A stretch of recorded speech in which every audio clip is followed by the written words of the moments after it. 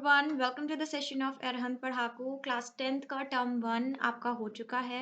Mathematics का paper तो हो ही चुका है और अब हम स्टार्ट करने वाले हैं आप लोगों के लिए क्लास 10th के टर्म 2 के सेशन। ठीक है, और आपके टर्म 2 में आपको पता है 7 चैप्टर्स इंक्लूडेड हैं। सो आज हम स्टार्ट करेंगे आपके टर्म 2 का first chapter which is quadratic equation. Okay, यहाँ पे तो आपका ये फर्स्ट चैप्टर है, बट आपकी बुक में एनसीईआरटी की बुक में जो भी आपकी चल रही है उसमें ऑब्वियसली आई थिंक ये थर्ड या फोर्थ चैप्टर है।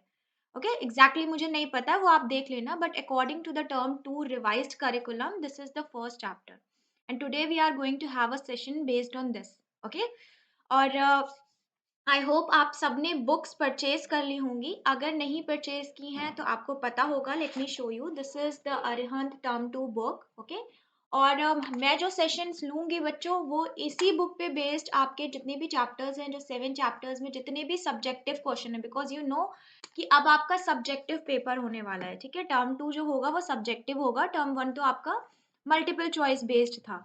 ठीक है, तो टर्म 2 सब्जेक्टिव है, तो आपको सोल्यूशन का प्रॉपर कैसे सोल्यूशन राइट करना है ये भी आना बहुत ज़्यादा ज़रूरी है, बिकॉज अब आपके सिर्फ आंसर के मार्क्स नहीं होंगे, आपके स्टेप बाय स्टेप मार्क्स दिए जाएंगे। ओके, अब सब्जेक्टिव से तो आप सभी अवेयर होंगे, बिकॉज आपने लास्ट ईयर तक कैसे पढ़ा है, सभी बच्चे सब्जेक्टिव ही देते थे। वो तो इस साल बिकॉज ऑफ द कोरोना आपका ये एमसीक्यू हो गया, अदरवाइज आपका पेपर हमेशा ही सब्जेक्टिव हुआ है। सो हम लोग सबसे ज़्यादा प्रैक्टिस इसी बात पे करेंगे कि हमें प्रॉपर सोल्यूशन कैसे लिखना है। ठीक है, चलिए स्टार्ट करते हैं फर्स्ट। और बुक के लिए अगेन जिन्होंने बुक नहीं परचेज किया कर लीजिए, बिकॉज मैं आपको इसी बुक से क्वेश्चन करवाऊंगी और क्वेश्चन सारे करवाना पॉसिबल नहीं है। Plenty of questions are there in the book, बहुत ही अच्छे क्वेश्चंस के लेवल हैं आपके। मल्टीपल चॉइस क्वेश्चंस भी हैं, केस बेस्ड स्टडी भी क्वेश्चंस भी हैं, और चैप्टर की थ्योरी भी, सब कुछ इंक्लूडेड है। तो आई थिंक अगर ये बुक के सारे क्वेश्चन आप लगा लेते हो तो आपका जैसे टर्म 1 हम लोगों ने बहुत अच्छा, जितना भी पेपर मैंने देखा टर्म 1 का पेपर, ऐसा कोई क्वेश्चन नहीं था जिसको हमने सिमिलर क्वेश्चन सॉल्व ना किए हो। तो अगर आप इस बुक के सारे क्वेश्चंस लगा लेते हो तो आपका टर्म 2 भी बहुत अच्छा जाएगा। ओके, चलिए स्टार्ट करते हैं बिना टाइम वेस्ट किए। आज के जो सेशन में टॉपिक्स हम कवर करने वाले हैं, फर्स्ट है आपका क्वाड्रेटिक इक्वेशन को फैक्टराइजेशन मेथड से कैसे सॉल्व करेंगे, इस पे बेस्ड क्वेश्चंस। ठीक है, उसके बाद आपका क्वाड्रेटिक फॉर्मूला होता है, उससे कैसे क्वेश्चन सॉल्व करने हैं। देन आपके कुछ क्वेश्चंस होंगे जिसमें आपको नेचर ऑफ रूट्स के बारे में बताना है। कि आपका फर्स्ट टॉपिक जो है which is questions based on the solutions और roots of a quadratic equation. ठीक है, ये आपका फर्स्ट टॉपिक है, इस पे बेस्ड कैसे कैसे क्वेश्चंस पूछे जा सकते हैं। So here's the first question which is already present in your NCERT exemplar book. If x is equals to 1 upon root 3 is a root of the equation. Equation आपको ये given है, ठीक है। Then find the value of p square plus 1. Okay? अब देखिए root of the equation क्या होता है, जब equation को हम solve करते हैं keeping it equal to 0, ठीक है, जब इस इक्वेशन को 0 के इक्वल टू रख के सॉल्व किया जाता है तो आप जानते हो कि आपकी कुछ वैल्यूज आती हैं। ये हम लोग ऑलरेडी अपने 9th क्लास के पॉलिनोमियल चैप्टर में डिस्कस कर चुके हैं कि अगर पॉलिनोमियल इक्वेशन क्वाड्रेटिक है तो how many roots will be there, there will be 2 roots. Okay, so यहाँ पे आपके 1 रूट दिया गया है कि x की अगर वैल्यू 1/3 रख दी जाए इक्वेशन में तो ये इक्वेशन आपका क्या देगी, 0 आंसर देगी। यही रूट का मतलब होता है, यानी कि x की वो वैल्यू रखने पे आपको आंसर क्या मिलेगा, इक्वेशन का, पूरी इक्वेशन आपको 0 आंसर देगी। अब यहाँ पे आपसे बोला जा रहा है कि अगर ये रूट है तो एक्स स्क्वायर का जो कोफिशिएंट है यहाँ पे p, इसकी वैल्यू निकालिए। तो हमें क्या करना है, सबसे पहले हम एज्यूम कर लेते हैं this is some polynomial equation f x. ठीक है, एफ ऑफ एक्स, इसको एफ ऑफ एक्स के बराबर रख देते हैं, तो आपकी इक्वेशन क्या है, पी एक्स स्क्वायर। ठीक है, आप इसे ऐसे लिखिएगा, let f x, okay, p x square plus √3 minus √2 x minus 1। Okay, ये आपकी पॉलिनोमियल इक्वेशन है। नाउ अब आपको रूट क्या दिया गया है, 1 अपॉन √3, तो at x is equals to 1 upon √3 we have, okay, because हमें प्रॉपर सोल्यूशन लिखने हैं तो मैं भी आपको 2-3 क्वेश्चन ऐसे ही करवाऊंगी जिसमें मैं प्रॉपर सोल्यूशन लिख के दिखा दूं, ताकि आपको ये आइडिया मिल जाए हाँ एग्जाम में ऐसे करना है। सारे क्वेश्चंस में तो बेटा पॉसिबल नहीं है, बिकॉज ये वीडियो फिर आपकी बहुत ज्यादा लंबी हो जाएगी। ओके, और आप इतने बड़े आप लोग हो कि अगर 1-2 एग्जाम्पल आपको शो कर दिए जाए तो आप आराम से बाकी सारे कर सकते हो। सो एफ ऑफ 1/3 पे √3 पे हमें निकालना है, तो इसका मतलब जहां जहां x में इस इक्वेशन में x होगा वहां वहां हम क्या रख देंगे, 1/√3 रख देंगे। तो आपका यहाँ पे x है 1/√3 का स्क्वायर प्लस √3 माइनस 1 √2, यहाँ अगेन आपका 1/√3 आ जाएगा माइनस 1। अब आपको क्या दिया गया है कि ये पूरी एफ एक्स, भाई हमने इसको पूरा एफ एक्स माना था, ठीक है, और एफ एक्स की वैल्यू क्या है, 0 है, तो इसका मतलब जब हम एफ एक्स की जगह पे 1/√3 रखेंगे तो ये आंसर 0 देगी। तो आप यहाँ पे क्या रख सकते हैं, इसको 0 रख सकते हैं। ओके, अब इसको आप सॉल्व करिए, ये हो जाएगा आपका p/3, ठीक है। अब ये आपका क्या है, देखिए इरेशनल नंबर है, सॉल्व तो हो नहीं सकते, हाँ मल्टीप्लाई कर सकते हैं, मल्टीप्लाई कर दीजिए अंदर, तो ये हो जाएगा √3/√3 माइनस 2 अपॉन √2 अपॉन √3 माइनस 1। अब ये आपका कैंसिल होके क्या देगा, 1। अब -1 और +1 आपके क्या कैंसिल, एलिमिनेट हो जाएंगे, ठीक है। आपके पास क्या बचा, 0 is equals to p/3 minus √2 √3। Okay, सारी वैल्यूज उधर ट्रांसफर कर दीजिए, यानी कि लेफ्ट हैंड साइड में भेज दीजिए ताकि आप p की वैल्यू निकाल सको। तो यहाँ से आपको p की वैल्यू क्या मिलेगी, √2 upon √3 is equals to p/3, which in further simplification will give you √2 upon √3 multiply 3 is equals to p, ठीक है। अब ये आपका √3 से 3 कट सकता है, how many times, √3 times, so finally you have the value of p as √6। Okay, so यहाँ से आपकी √6 आ गई वैल्यू, बट आपको क्वेश्चन ने क्या बोला, बोला है p स्क्वायर प्लस 1 निकालने को, तो since I don't have enough space तो मैं यहाँ पे आपको लिखे दे रही हूँ। So p square plus 1 is equals to √6 का स्क्वायर प्लस 1, ये हो जाएगा आपका 6 plus 1 and this will give you the final answer as 7। तो ये आपका 7 आंसर है। ओके, अब हम क्या करते हैं, हम कुछ कुछ क्वेश्चंस में अपने आंसर बुक से चेक करते रहेंगे ताकि ये श्योर होता रहे कि हाँ मेरी कैलकुलेशन मिस्टेक में कुछ गड़बड़ नहीं है और मैं आपको कुछ गलत नहीं पढ़ा दे रही, ठीक है, because I am also a human, गलती तो मुझसे भी हो सकती है। चलिए फर्स्ट क्वेश्चन है आपका, ये बुक में अगर मैं देखूं तो आपका ये जो क्वेश्चन है, this is question number, this is question number 2 of subjective questions. जिनके पास बुक ऑलरेडी है वो देखिए, आपके पार्ट 2 जो है सब्जेक्टिव क्वेश्चंस, उसमें ये क्वेश्चन नंबर 2 है और इसका आंसर अगर हम चेक करते हैं, so the answer is, okay, the answer is 7। Okay, so हमने सही सॉल्व किया है, ठीक है। आप भी इस तरीके से बुक रखिए, बिकॉज मैं सारे क्वेश्चंस पे तो नहीं देखूंगी, कुछ कुछ क्वेश्चंस पे देखूंगी, ताकि अगर कहीं मुझसे बाय मिस्टेक गलती हो जाए, वैसे आई होप ऐसा ना हो, तो आप अपने आंसर्स को टैली कर सको। Okay, so the first question जिसका हमने सॉल्व कर लिया, रूट आपको समझ में आ गया होगा आई होप। रूट का मतलब ही होता है कि x की वो वैल्यू रखने पे आपको उस पॉलिनोमियल इक्वेशन में क्या आंसर मिलेगा, 0 आंसर मिलेगा। चलिए नेक्स्ट क्वेश्चन देख लेते हैं। Find the value of k in the following equations. आपको इस इक्वेशन में k की वैल्यू निकालनी है जब आपको रूट दिया गया है फर्स्ट इक्वेशन में x इज इक्वल टू 3, ठीक है। सेम पैटर्न पे हम क्वेश्चन करेंगे जैसे अभी हमने सॉल्व किया है अपना फर्स्ट वाला। अगर आपको रूट दिया गया है तो सबसे पहले आप क्या करिए, पॉलिनोमियल एफ एक्स, ठीक है, उसके अंदर आप इस पॉलिनोमियल इक्वेशन को असाइन कर दीजिए 2kx माइनस 6, ठीक है। अब आपको क्या पता है, at x is equals to 3 आपको क्या मिलेगा, आपको इस इक्वेशन पे 0 आंसर मिलेगा at x equals to 3। So f of 3 is equals to x square, means x square की जगह अब आपको क्या रखना पड़ेगा, एक्स स्क्वायर की जगह आपको x की वैल्यू रखनी पड़ेगी। तो 3 square minus 2k multiply 3 minus x. अब ये आपका f ऑफ 3 क्या हो गया, 0 हो गया, ठीक है। ये हो जाएगा 9 माइनस 6k माइनस 6। ओके, यहाँ से आपको क्या मिला, -3 equals to -6k, which in turn will give you 1/2. Okay, so here for the first part you have the answer k equals to 1/2. Similarly in the same manner you can solve this second question. I am giving you it in homework, ठीक है। आप अपने answers comment box में बताइएगा। कुछ बच्चों के पास तो हो सकता है बुक हो, जिनके पास नहीं है उनके लिए मैं आंसर्स अभी बता दे रही हूँ कि इस चैप्टर इसका आंसर होगा क्या। ओके, जस्ट अ सेकेंड, मैं चेक कर लूँ कौन सा क्वेश्चन है। सो ये आपका क्वेश्चन नंबर है, question number 4 of part 2। Okay, and इसका आंसर आपका हो जाएगा, okay, so the answer is -2, ठीक है। जो भी बच्चे सॉल्व करें, मैं उनके लिए बता रही हूँ, इसका आंसर -2 है। आप इसी तरह से प्रॉपर तरीके से सेकेंड वाले को सॉल्व करिए और उसके बाद आप मुझे कमेंट में बताइए कि आपका आंसर मैच कर रहा है या नहीं कर रहा है। ओके, चलिए next question. Determine whether x is equals to -1/2, x equals to 1/3 are the solutions of the given equation or not। आपको ये बताना है कि ये जो दो आपको रूट्स दिए गए हैं, क्या ये इसके सोल्यूशन है इस पॉलिनोमियल इक्वेशन के। अगर होंगे तो आपको क्या होगा, देखिए x अगर ये होंगे तो x की वैल्यू रखने पे बोथ साइड आपको क्या मिलेगा, सेम आंसर मिलेगा विच इज 0। ओके, और अगर ऐसा नहीं होता है, if left hand side does not equal isn't come equal to right hand side, तो ये आपका क्या हो जाएगा, फिर ये इस इक्वेशन का सोल्यूशन नहीं है। तो आपको क्या करना है, आपको चेक करने के लिए x की वैल्यू को पुट करना है इक्वेशन में और राइट हैंड साइड और लेफ्ट हैंड साइड को चेक करना है कि सेम है कि नहीं। ओके, चलिए सॉल्व करते हैं। First let f x is equals to 6x square minus x minus 2।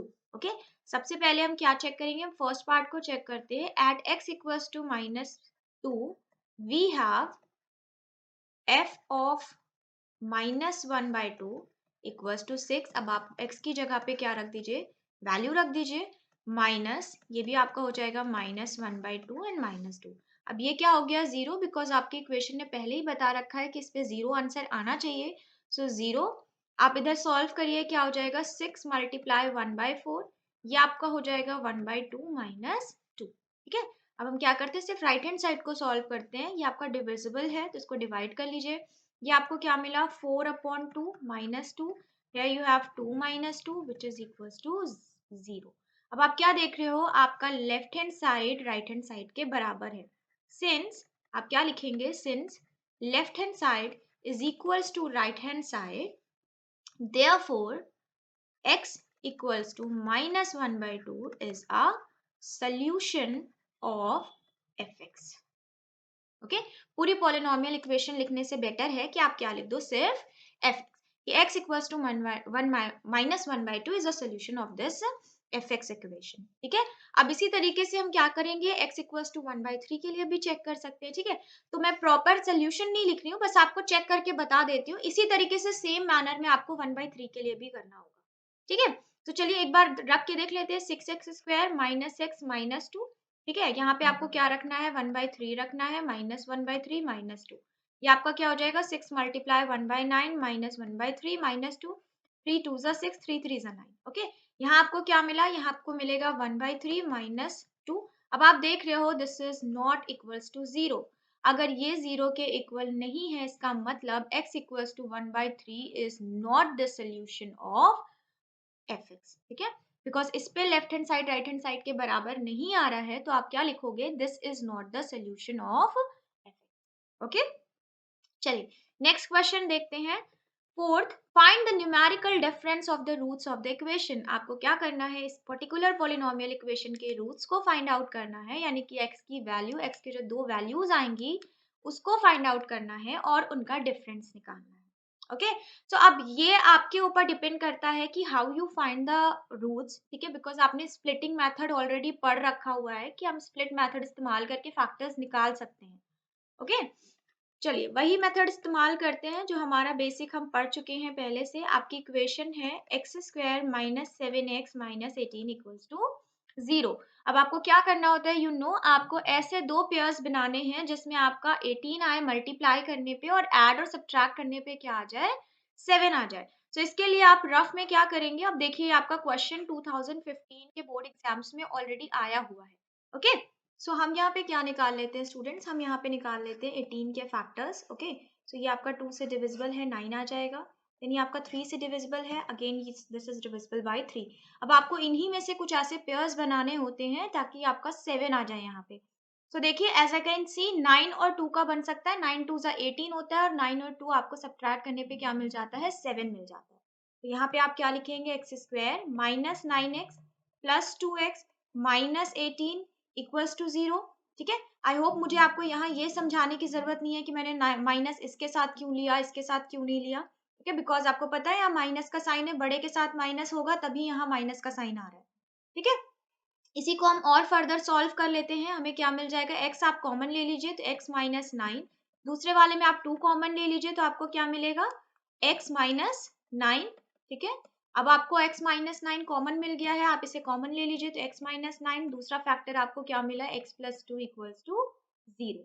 अब आप एक एक को इक्वेट कराएंगे। ठीक है, तो यहाँ से आपको क्या मिल जाएंगे, दो आंसर्स, एक मिलेगा 9 और दूसरा मिलेगा माइनस 2। ठीक है, तो आपको दो रूट्स ऑफ इक्वेशन मिल गए। क्वेश्चन आपसे पूछ क्या रहा है, numerical difference. So first of all आप क्या लिखिए, फर्स्ट ऑफ ऑल आप ये लिखिए कि दो रूट्स ऑफ इक्वेशन है क्या। ओके, सो यहाँ पे आप लिखेंगे 10 two roots of equation are 9 and minus 2. So numerical difference is equals to, ठीक है, 9 और इसका डिफरेंस ले लीजिए। डिफरेंस में आपको पता है हमेशा बड़े से छोटा माइनस किया जाता है, तो 9 से 2 को माइनस करेंगे तो ये हो जाएगा आपका 9 plus 2 which will give you 11 as your answer. Okay, अब जिनके पास बुक है वो जल्दी से एक काम कर लें, इस बुक में अपने सोल्यूशन को चेक कर लें कि क्या ये आंसर सही है। ठीक है, फर्स्ट ऑफ ऑल मैं बता दूं आपका ये क्वेश्चन नंबर 10 है बुक में। ठीक है, और 10th का आंसर आपका आ रहा है 11। ठीक है, तो आपकी बुक में आपका ये जो 10th क्वेश्चन है पार्ट 2 का, फर्स्ट का लॉन्ग आंसर का नहीं है, अभी हम लोग शॉर्ट आंसर टाइप क्वेश्चंस पे है, तो समझ लीजिए ये आपके शॉर्ट आंसर टाइप क्वेश्चंस है। ठीक है, अभी लॉन्ग पे तो हम लोग आए ही नहीं है।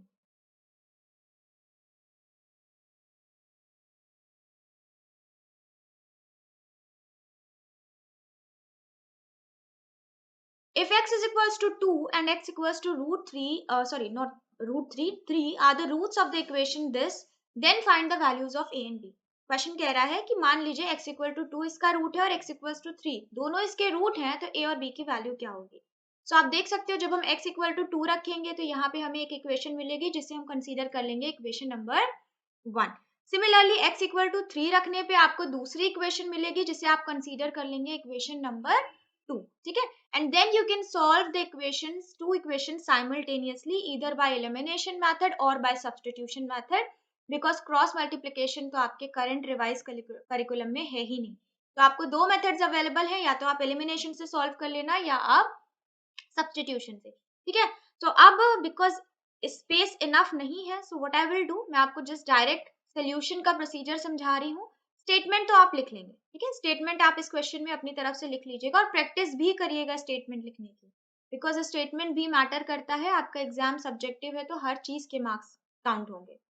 ठीक है, तो चलिए सबसे पहले क्या कर लेते हैं, हम मान लेते हैं कि ये कोई एफ एक्स पॉलिनोमियल इक्वेशन है जिसको हम असाइन कर देंगे इसकी equation 3x square minus 2x plus 2b। अब सबसे पहला रूट ऑफ इक्वेशन आपको 2 दिया गया है तो f ऑफ 2 निकाल लेते हैं। f ऑफ 2 पे आपका x की जगह क्या रखना पड़ेगा, हमें 2 रखना पड़ेगा। So minus 2a multiply 2 plus 2b। अब f ऑफ 2 पे आपकी इक्वेशन क्या आंसर देगी, आपको 0 आंसर देगी। सो दिस इज 0, ये आपका हो जाएगा 3 multiply 4 12 minus 4a plus 2b। Okay, इसको थोड़ा सा रीअसेंबल कर लेते हैं ताकि आपको क्या मिले, एक प्रॉपर इक्वेशन मिल जाए। क्या हो जाएगा ये आपका, देखिए सबसे पहली बात तो ये 2 से डिविजिबल है। ओके, सो 2 से डिवाइड कर लीजिए आप इसको, यहाँ पे बोथ साइड 2 से डिवाइड कर लेंगे हम। अच्छा, जब हम बोथ साइड 2 से डिवाइड करेंगे तो हम अपने सोल्यूशन में ये लिखेंगे भी ब्रैकेट करके, डिवाइडिंग बोथ साइड्स बाई 2। ठीक है, यही होता है प्रॉपर सोल्यूशन लिखने का तरीका कि आप जो कर रहे हो वो आपको बताना है, बिकॉज आपको एग्जामिनर जो भी आपका कॉपी चेक करने का पर्सन है आपको उसे ऐसे ही समझाना है जैसे आप उसे समझा रहे हो। ठीक है, आपको ये एज्यूम नहीं करना है कि सामने बैठे टीचर को सब कुछ आता है, आपको उसे ऐसे ही समझाना है जैसे आप उसे समझा रहे हो। तो अगर मैं आपको बताऊं तो मैं आपको एक एक चीज बताती हूँ जिस तरह, वैसे ही आपको अपने एग्जामिनर को एक एक चीज प्रॉपर तरीके से लिख के समझाना है। तो अगर आप यहाँ पे डिवाइड कर रहे हो तो आप अपने सोल्यूशन में ये लिखोगे कि yes, dividing both the sides by 2। ठीक है, तो ये हो जाएगा आपका 6 माइनस 2a प्लस b। अब इसको सिंप्लीफाई कर लें तो ये आपका क्या बन जाएगा, 2a minus b is equals to 6 which will give you equation number 1। Okay, चलिए नेक्स्ट सॉल्व करते हैं हम। आपका कौन सा नेक्स्ट, आपका 3 पे रखने पे सॉल्व करते हैं। Let's change the colour. Okay, so next we will find out the value of f of 3। ठीक है, तो अब आपका x की जगह क्या रखना होगा, हमें 3 रखना होगा। तो 2a multiply 3 plus 2b f(3) पे आपकी वैल्यू 0 देगी, ठीक है, रूट है तो आंसर 0 आना चाहिए, तो ये हो जाएगा आपका 27 माइनस 6a प्लस 2b। अब अगर हम यहाँ पे देखें तो हम पूरी इक्वेशन को किसी नंबर से डिवाइड नहीं कर सकते हैं because there is no common factor. So just reassemble it, what you will have 6a minus 2b is equals to 27 and this is your equation number 2। Okay, अब आपकी दो इक्वेशंस आ गई। अब चाहे आप सब्स्टिट्यूशन लगा लो, चाहे आप एलिमिनेशन लगा लो और इसको सॉल्व कर लो।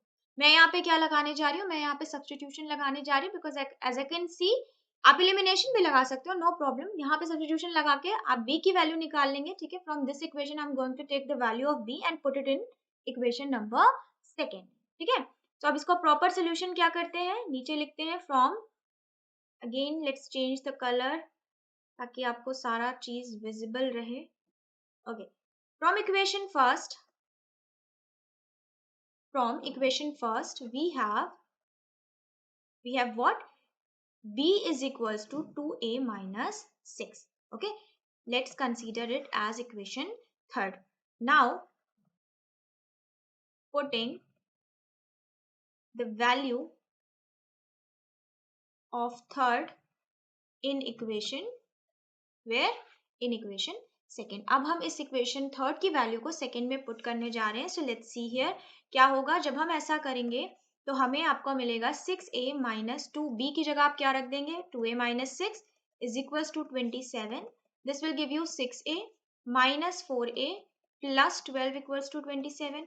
आप इसे सब्ट्रैक्ट कर लीजिए, ये आपको मिलेगा 2a। आप इसको उधर भेज देंगे, ठीक है, तो आपको यहाँ से क्या मिल जाएगा, सब्ट्रैक्ट करने पे मिल जाएगा 15। So you have the value of a as 15 by 2. Okay.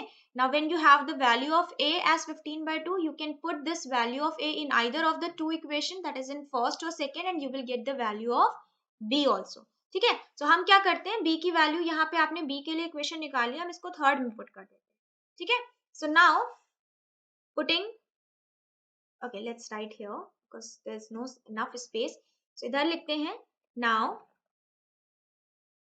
putting the value of a in where, equation third। this implies आपको b क्या मिलेगा, b 2 multiply 15 by 2 minus 6, ठीक है। 2 से 2 आपका कैंसिल आउट हो गया, so you have b is equals to 15 minus 6 which will give you b the value 9 as your answer। so you have the values of a and b। Okay, check कर ले इसको एक बार आपकी book के solution से। सो ये आपका question number है, okay, this the question number is, this is the long answer type question, तभी देखिए इसमें हमें चार बार करना पड़ा, and this is the question number 19 in your book। so the answer of this question number 19 is the value of b is 9 and the value of a is 15 by 2। okay, so आप इस book को जरूर रखिए अपने साथ में पढ़ते time पे, बिकॉज इससे आपको कुछ भी अगर मार्क करना है तो आप जाहिर है आप अपनी स्क्रीन पे मार्क नहीं कर लोगे, आपको लिखना पड़ेगा, दैट विल टेक टाइम। तो अगर आपके पास बुक होगी तो आप बुक में मार्क कर लोगे, वो आपके लिए ज्यादा बेटर होगा। चलिए, आई होप आपको ये सोल्यूशन बिल्कुल क्लियर है, कुछ नहीं करना था, just you have to put the values and get your equations and then solve it simultaneously by any method. Let's move to next question। Next we have the topic, now we are going to solve questions based on solutions of a quadratic equation by factorization। अभी हमने roots of equation पे question देखे, ठीक है, कि roots of equation पे question कैसे आएंगे, वो आपका पूरा 9th का टॉपिक था, उसमें कुछ नया नहीं था। आपने 9th में पॉलिनोमियल पढ़ रखा है जिसमें आपने जीरोस ऑफ द इक्वेशन पढ़े थे, that was the same topic. Okay, अब आपका है कि फैक्टराइजेशन से, तो फैक्टराइजेशन में हम लोगों ने कौन सा मेथड पढ़ा हुआ है, स्प्लिटिंग वाला मेथड पढ़ा है, we will use that method. So let's see the question। First is this, solve for x, x की वैल्यू निकालनी है आपको, एंड आपको जो पॉलिनोमियल इक्वेशन आपकी दी गई है वो है under root 6x plus 7 within under root minus 2x minus 7 equals to 0। और ये देखिए आपका ये क्वेश्चन जो है सीबीएसई 2016 के एग्जाम में आया हुआ है। ओके, चलिए लेट्स सॉल्व इट, ठीक है। ये हो जाएगा आपका, सबसे पहले तो इक्वेशन लिखिए अपनी, ठीक है, बिकॉज जब आप लिखते हो तो वो आपके दिमाग में रहता है, ठीक है। सो सबसे पहले जो क्वेश्चन दिया है उसकी इक्वेशन राइट डाउन करिए। नाउ सी हम क्या कर सकते हैं, आपको पता है अगर स्क्वायर रूट लगा हुआ है तो इक्वेशन को सॉल्व करना इम्पॉसिबल है। तो सबसे पहला स्टेप हमारा क्या होगा, सबसे पहला स्टेप होगा स्क्वायर रूट को हटाना। And what we can do to do this, we can square both the side. ठीक है, हम बोथ साइड स्क्वेयरिंग करेंगे और ऐसा करने से हमारा जो ये है ये हट जाएगा। ठीक है, सो स्क्वेयरिंग बोथ साइड्स। ठीक है, अब स्क्वेयरिंग बोथ साइड्स करने से पहले भी एक स्टेप आपको ये करना पड़ेगा। देखिए, मैं आपको बता देती हूँ क्यों आपको करना पड़ेगा।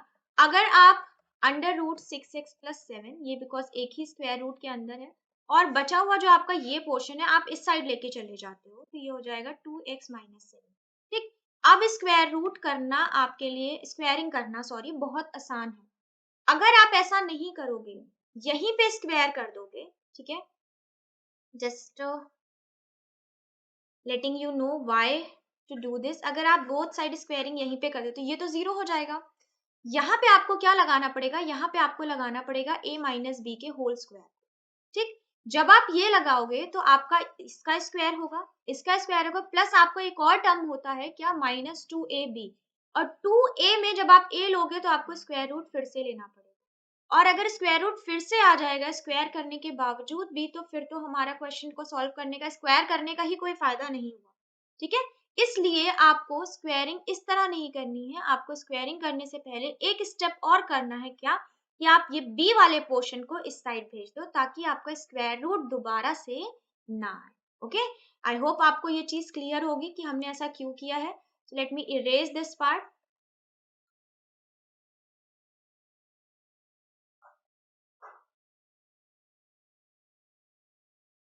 ओके, सो हम क्या करेंगे, हम एक स्टेप और लिखेंगे जो मैंने इधर लिख दिया कि हम इसको पार्ट को आपके राइट हैंड साइड भेज देंगे। Now we are going to square these two. ठीक है, तो अब आप इसको स्क्वायर करेंगे तो आपको क्या मिलेगा, अंडर रूट 6x+7 का होल स्क्वायर, इधर आपका हो जाएगा 2x-7 का होल स्क्वायर।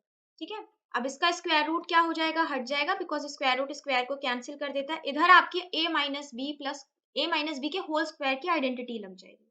तो ये क्या हो जाएगा, a का स्क्वायर प्लस बी का स्क्वायर -2ab। ठीक है, यही टर्म अगर यहाँ होता तो आपका स्क्वायर रूट फिर से आता, इसीलिए हमने ये मेथड नहीं अप्लाई किया। चलिए आगे करते हैं। 6x+7, ये हो जाएगा आपका 4x², ये हो जाएगा 49, ये हो जाएगा आपका 7×4 = 28x। ओके, अगर कुछ कट सकता है, कुछ सॉल्व हो सकता है तो बिल्कुल सॉल्व करिए।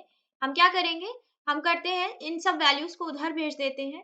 ठीक है, तो ये आपका हो जाएगा 4x²। ओके, 49 में 7 माइनस हो जाएगा, आपको क्या मिलेगा, 49 में 7 माइनस करने पे आपको मिलेगा 42। ठीक है, -28x में -6 जुड़ जाएगा, आपको क्या मिलेगा, -34x। और ये पूरी इक्वेशन किसके बराबर होगी, बिकॉज हमने सब कुछ उठा के उधर मूव कर दिया तो हमारा एक पार्ट क्या हो गया, जीरो हो गया ना। यू कैन सी ये पूरी इक्वेशन आपके टू कॉमन इसमें फैक्टर है, तो टू से आप पूरी इक्वेशन को डिवाइड कर दीजिए। ऑब्वियसली यू विल राइट क्या, dividing both the sides by 2, dividing both sides by 2। Okay, ये आपको लिखना पड़ेगा, 2x² -17x + 21 = 0। अब कोई कॉमन फैक्टर नहीं है, अब आप अपना वही बेसिक मेथड स्प्लिटिंग वाला यूज करेंगे। अब उसके लिए देख रहे हो आपके पास कोफिशिएंट है, x² का कोफिशिएंट है, तो आपको इस कोफिशिएंट को इस कांस्टेंट से मल्टीप्लाई करना पड़ेगा। तो आपके पास क्या मिला, आपको नंबर मिला जिसे आपको अपने दिमाग में रखना है कि क्या मिला, 42 मिला। अब हमें 42 के ऐसे फैक्टर्स निकालने हैं जिनका मल्टीप्लिकेशन 42 हो, पेयर ऐसा बनाना है, और सब्ट्रैक्ट या ऐड करने पे आपको क्या मिले, 17 मिले। चलिए 42 के फैक्टर्स निकाल लेते हैं। ये हो जाएगा 21, 7 एंड यू हैव दिस। ठीक है, सो अब आपको इन्हीं तीनों में से ऐसा पेयर बनाना है, तो क्या बना सकते हैं हम, 3 2 6 + 7 नहीं आ रहा है, 7 2 14 + 3। ओके, तो 14 + 3 आपका 17 देगा, और 14 × 3 42। तो हमें फैक्टर्स मिल गए, पेयर्स मिल गए, क्या, 14 और 3 मिल गया। ठीक है, this is in the rough portion, this you will do in the rough portion. Now write down. So यहाँ आपका माइनस आ रहा है, तो आपको पता है निगेटिव को निगेटिव से करेंगे तभी ऐड होगा। सो -14x -3x + 7 = 0। इसको सॉल्व कर लीजिए, क्या हो जाएगा, 2x कॉमन फैक्टर है, कॉमन लेते हैं, x -7, यहाँ पे -3 कॉमन है, और जस्ट अ सेकेंड, यहाँ पे आपका क्या होगा, 21। ठीक है, तो यहाँ पे आपका -3 कॉमन है, तो विद इन ब्रैकेट आपका बचा x -7। Now you can see that you have x -7 as common, so x -7, another bracket you will have 2x - 3 = 0. Now the value of x is 7 and the other value is 3/2. Okay, so आपको क्या करना था, x के लिए solve करना था. Now you have the two values of x equals to 7. One is 7 and another is 3/2. So ये आपका पूरा proper solution है. ठीक है, अब इस question को एक बार आप अपनी बुक में चेक कर लो, इसका आंसर सही आ रहा है कि नहीं आ रहा है. So first thing is कि ये कौन सा question है, तो आपकी बुक में ये question number है. Okay, so in your book this is question number 9 and the answer for question number 9 is -3 minus, okay, we have minus here.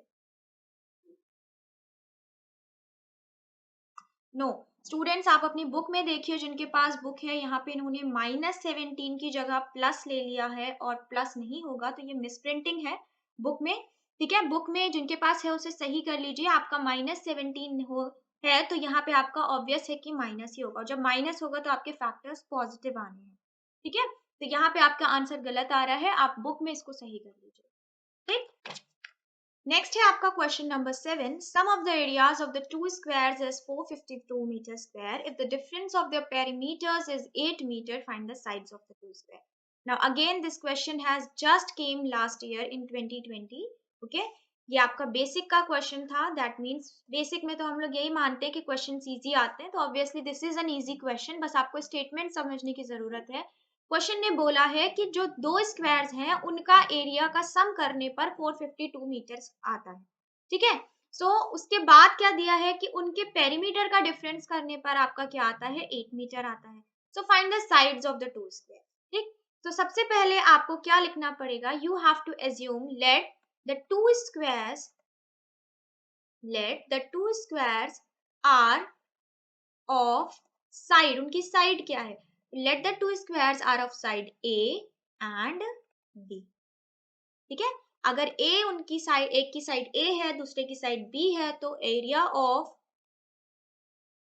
Of square with side A क्या हो जाएगा, इसका एरिया विद साइड A वाले का जो square, जो A side का square है उसका एरिया हो जाएगा A square, and in the same manner area of square with side B will be equals to B square. Now according to the question, okay, according to the question the areas of the two squares is 452 meter square. sum करना है इनका, तो given is A square plus B square equals to 452 metre square. अब ये आपकी हो गई equation number 1. ठीक है, अब अगर हम बात करें सेकेंड पार्ट में आ जाए, तो आपका डिफरेंस ऑफ द पेरीमीटर्स दिया है. तो ठीक है, the area of square with side a is equals to a square. So similarly you can find out the perimeter of square with side a. So perimeter of square with side a कितना हो जाएगा, क्या formula होता है perimeter का, 4 multiply side, तो ये हो जाएगा 4a. एंड इसी तरीके से दूसरे वाले का, मतलब कि जिसकी साइड B है उसका क्या हो जाएगा, 4b हो जाएगा. Again according to the question क्या हो जाएगा, आपका डिफरेंस निकालना है. So 4a minus 4b is equals to a. This is equation number second. अब आप देख रहे हो बोथ द इक्वेशंस को हम डिवाइड कर सकते हैं. अभी इसके इक्वेशन सेकेंड मत मानिए, बिकॉज आप कॉमन फैक्टर देख रहे हो, पूरी इक्वेशन 4 से डिवाइड हो जाएगी, तो हम उसको डिवाइड करके सेकेंड मान लेते हैं. तो डिवाइड द इक्वेशन, आपको पूरी इक्वेशन को 4 से डिवाइड कर सकते हो, तो डिवाइड कर लीजिए. क्या हो जाएगा, a minus b is equals to 2. This is equation second. और साइड में लिख भी दीजिएगा dividing both side by what, by. ठीक है, इतना हमने कर लिया. हमें क्या मिल गई, दो इक्वेशन मिल गए. अब आप क्या कर सकते हो, अब आप इन्हीं इक्वेशन से उठा के इन्हीं को सब्स्टिट्यूशन मेथड से सॉल्व, बिकॉज सब्स्टिट्यूशन ही यहाँ पे चलेगा, एलिमिनेशन नहीं चल सकता, क्योंकि आपका यहाँ स्क्वायर है और यहाँ वेरिएबल में स्क्वायर नहीं है. ठीक है, तो यहाँ पे सिर्फ सब्स्टिट्यूट कर सकते हैं हम कि a की वैल्यू निकाल लें b के टर्म्स में और उसे उठा के सब्स्टिट्यूट कर. ठीक है, सो आई होप ये इतना आपको समझ में आ गया होगा. तो मैं क्या करती हूँ, मैं ये फर्स्ट पोर्शन जो है ये आपका इतना इरेज कर देती हूँ, ताकि इस क्वेश्चन को हम यहीं सॉल्व कर सकें. सो देखिए, मैंने आपकी दोनों इक्वेशंस को साइड में लिख दिया है टू अवॉइड द कंफ्यूजन. अब हम क्या करेंगे, सब्स्टिट्यूशन मेथड का इस्तेमाल करेंगे. सो फ्रॉम इक्वेशन सेकेंड हम क्या करेंगे, a की वैल्यू निकालेंगे in terms of b. So from equation second we have We have a is equals to 2 plus b, which you will consider as equation number third. Now, using equation third, in which equation? In equation first. Okay, what we will have, अगर हम इसको use करते हैं तो हमें क्या मिलेगा? a की जगह पे आपको क्या रखना पड़ेगा? a की जगह पे आपको रखना पड़ेगा 2 प्लस बी और इसका होल स्क्वायर है प्लस b का स्क्वायर इज इक्वल टू 452. ठीक है, अब इसको हम a प्लस बी की आइडेंटिटी से खोल लेते हैं तो ये हो जाएगा 4 plus b square plus 4b square is equal to 452. ठीक है, सिंप्लीफाई करते चलते हैं तो ये हो जाएगा आपका 4 plus 4b plus 4b sorry 2b square, तो ये हो जाएगा आपका 2b स्क्वायर इक्वल्स टू 452. ठीक है, अब ये हो गया आपका 2b स्क्वायर प्लस 4b. आप इसको इधर ले आइए 452 को, ये इधर आने पे क्या हो जाएगा? माइनस हो जाएगा और आपको क्या मिलेगा? 448 एंड यहाँ पे क्या बचा? 0. ठीक है, अब हम बोथ साइड्स पूरी इक्वेशन को 2 से डिवाइड कर सकते हैं तो b square plus 2b minus 224 equals to 0. ठीक है, साइड में लिख देंगे क्या? Dividing both sides, dividing both sides by 2. ठीक है, अब आपको क्या करना है? वही अपना प्रॉपर पुराना मेथड इस्तेमाल करना है. 224 का हम क्या करेंगे? फैक्टर निकालेंगे. तो चलिए हम साइड में निकाल लेते हैं 224 का फैक्टर.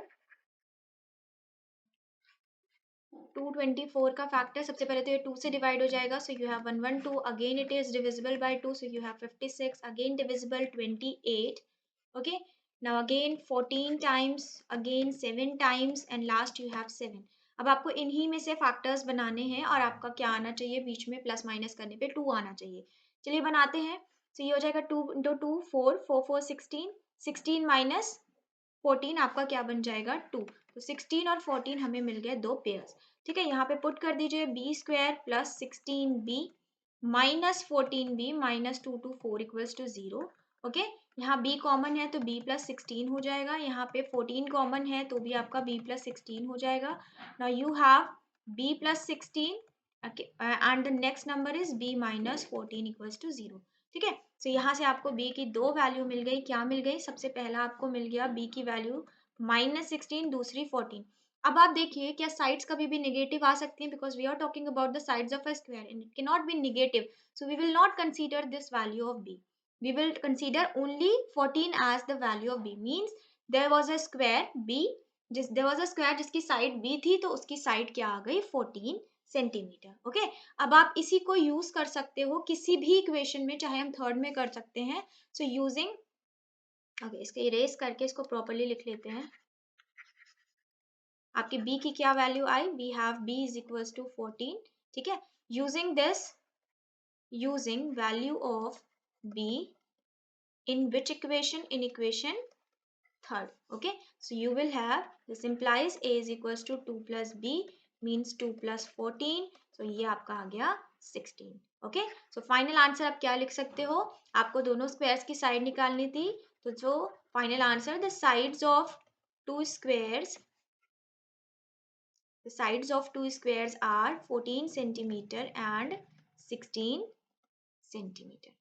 ओके, सो ये है आपका प्रॉपर सोल्यूशन. चलिए नेक्स्ट क्वेश्चन पे चलते हैं. Find two consecutive odd natural numbers sum of whose squares is 130. अब आपको कंसेक्यूटिव नंबर चाहिए और ऑड चाहिए. अब आपको पता होगा कंसेक्यूटिव ऑड पूछे या इवन पूछे, आपको क्या लेना. कंसेक्यूटिव का मतलब तो पता ही है, एक के बाद एक आने वाले नंबर. ऑड की बात करेगा तो आपको पता है ऑड क्या होते हैं? जो 2 से डिवाइड हो जाए, डिविजिबल ना हो, और इवन जो 2 से डिवाइड हो जाए. ठीक है, लेकिन इवन और ऑड में जब हम यहाँ पे लेते हैं, मतलब वेरिएबल के साथ, तो हमेशा सेम ही लिया जाता है. आंसर पे इससे कोई फर्क नहीं पड़ता. तो हम क्या लेंगे? Let two consecutive odd natural numbers be x and x plus 2. ले लिया हमने. उसके बाद कह रहा है sum of whose squares is 130. So you will write down according to question x का स्क्वायर प्लस x प्लस 2 का whole square will be equals to 130. यही क्वेश्चन हमसे कह रहा है. अब हम क्या करेंगे? अब हम इसको जस्ट सॉल्व कर लेंगे. सो आप यहाँ पे लगाइए आइडेंटिटी, हो जाएगा x square plus 4 x is equals to 130. ठीक है, 2x² प्लस 4x, अब आप 130 को इधर ले आएंगे, आपको क्या मिलेगा, -1 to 6 equals to 0। Both side आपकी इक्वेशन 2 से डिविजिबल है, तो ये हो जाएगा x² plus 2x minus 63 equals to 0। अब आप इसके 63 के कॉमन फैक्टर्स निकाल लो, ऐसे ही निकाल सकते हैं। अगर 63 के हमें पता है 9 7 से 63 होता है, तो 9 माइनस 7 2 आ जाएगा आपका। तो x² minus 9x minus 7x minus 63 equals to 0। यहाँ से आप कॉमन ले लीजिए, फर्स्ट वाले में आपको x मिल जाएगा कॉमन, दूसरे में -7 मिल जाएगा। ठीक है, यहाँ से आपको क्या मिला, एक फैक्टर मिला आपको x माइनस 7, दूसरा फैक्टर मिला x प्लस 9। तो you have two values of x which is 7 and other is minus. So आपको दो वैल्यूज मिल गई, 7 एंड -9। अब यहाँ पे -9 वाली वैल्यू को हम निग्लेक्ट कर देंगे, हम निगेटिव को निग्लेक्ट कर देंगे, तो हमें क्या मिला, x इक्वल्स टू 7।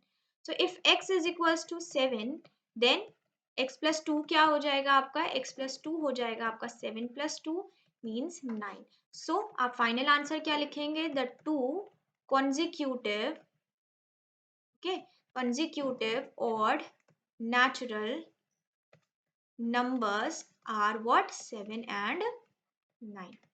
ठीक है, ये आपका final answer. So next question students, question number 9, if the price of a book is reduced by ₹5, a person can buy 4 more books for ₹600.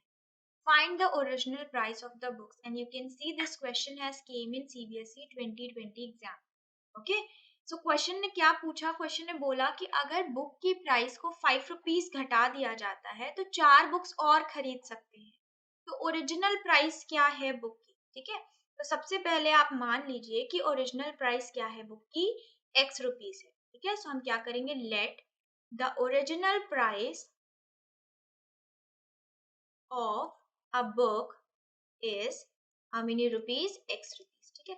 अगर बुक की ओरिजिनल प्राइस x रुपीज है तो 600 रुपए में वो कितनी बुक्स खरीद के ला सकता है, ठीक है। आप क्या करेंगे, डिवाइड करके निकाल लेंगे।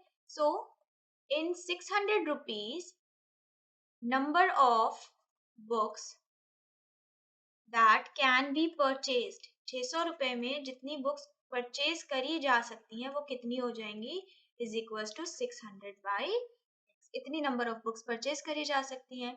नाउ अब क्या कर रहे हैं हम, ₹5 रिड्यूस कर दे रहे हैं। Now if price of a book is reduced by, ठीक है, अगर आपकी बुक की प्राइस को रिड्यूस किया जा रहा है ₹5 से, so the number of books that can be purchased, अब जब पैसे घटा दिए तो अब आपकी बुक्स का नंबर भी चेंज हो जाएगा, तो कितना हो जाएगा, 600 अपॉन x माइनस 5 हो जाएगा, ठीक है। अब आपको ये भी पता है कि पैसे घट गए तो कितनी बुक्स मिलेंगी, ये भी पता है कि पैसे नहीं घटते तो कितनी बुक्स मिलेंगी। फर्क कितना आ रहा है, 4 बुक्स का आ रहा है। इसका मतलब अगर हम नए पैसे से पुराने पैसे को, नई बुक से पुरानी बुक्स को माइनस कर देते हैं तो हमें कितनी बुक्स ज्यादा मिल रही है, 4 बुक्स। तो अकॉर्डिंग टू द क्वेश्चन जो आपकी इक्वेशन बनेगी वो क्या, 600 upon x minus 5 minus 600 upon x will give you 4 books, ठीक है। तो पहले आप इतनी खरीद के ला रहे थे, उसके बाद पैसे घट गए तो इतनी ला रहे हो, और दोनों का डिफरेंस कितना आ रहा है, 4 बुक्स का डिफरेंस आ रहा है। So this is the equation. अब आप इसे सॉल्व कर लेंगे और आपको अपना आंसर मिल जाएगा, ठीक है। So I am giving you this in homework, मैंने आपको इक्वेशन समझा दी है, क्वेश्चन समझा दिया है। अब इसके बाद का प्रोसीजर मैं आपको होमवर्क में दे रही हूँ, इसे सॉल्व करिए, ठीक है। वीडियो को यहीं पॉज करिए, पहले इसको सॉल्व कर लीजिए, ठीक है। और पॉज जब आप सॉल्व कर लीजिएगा तब आप चेक करिएगा कि इस क्वेश्चन में जो आंसर आ रहा है वो x की वैल्यू आ रही है 30। ओके, सो क्वेश्चन पूछ रहा था ओरिजिनल प्राइस, सो फाइनली आप आंसर क्या लिखेंगे, 10 the original price of the book is 30 rupees, ठीक है। तो बुक की ओरिजिनल प्राइस 30 आ रही है। अगर आपने सॉल्व कर लिया हो, आपका आंसर सही आ रहा हो, तो आप मान सकते हैं कि आपका जो कैलकुलेशन है वो सही है, ठीक है, एग्जैक्ट है, 30 इसका राइट आंसर।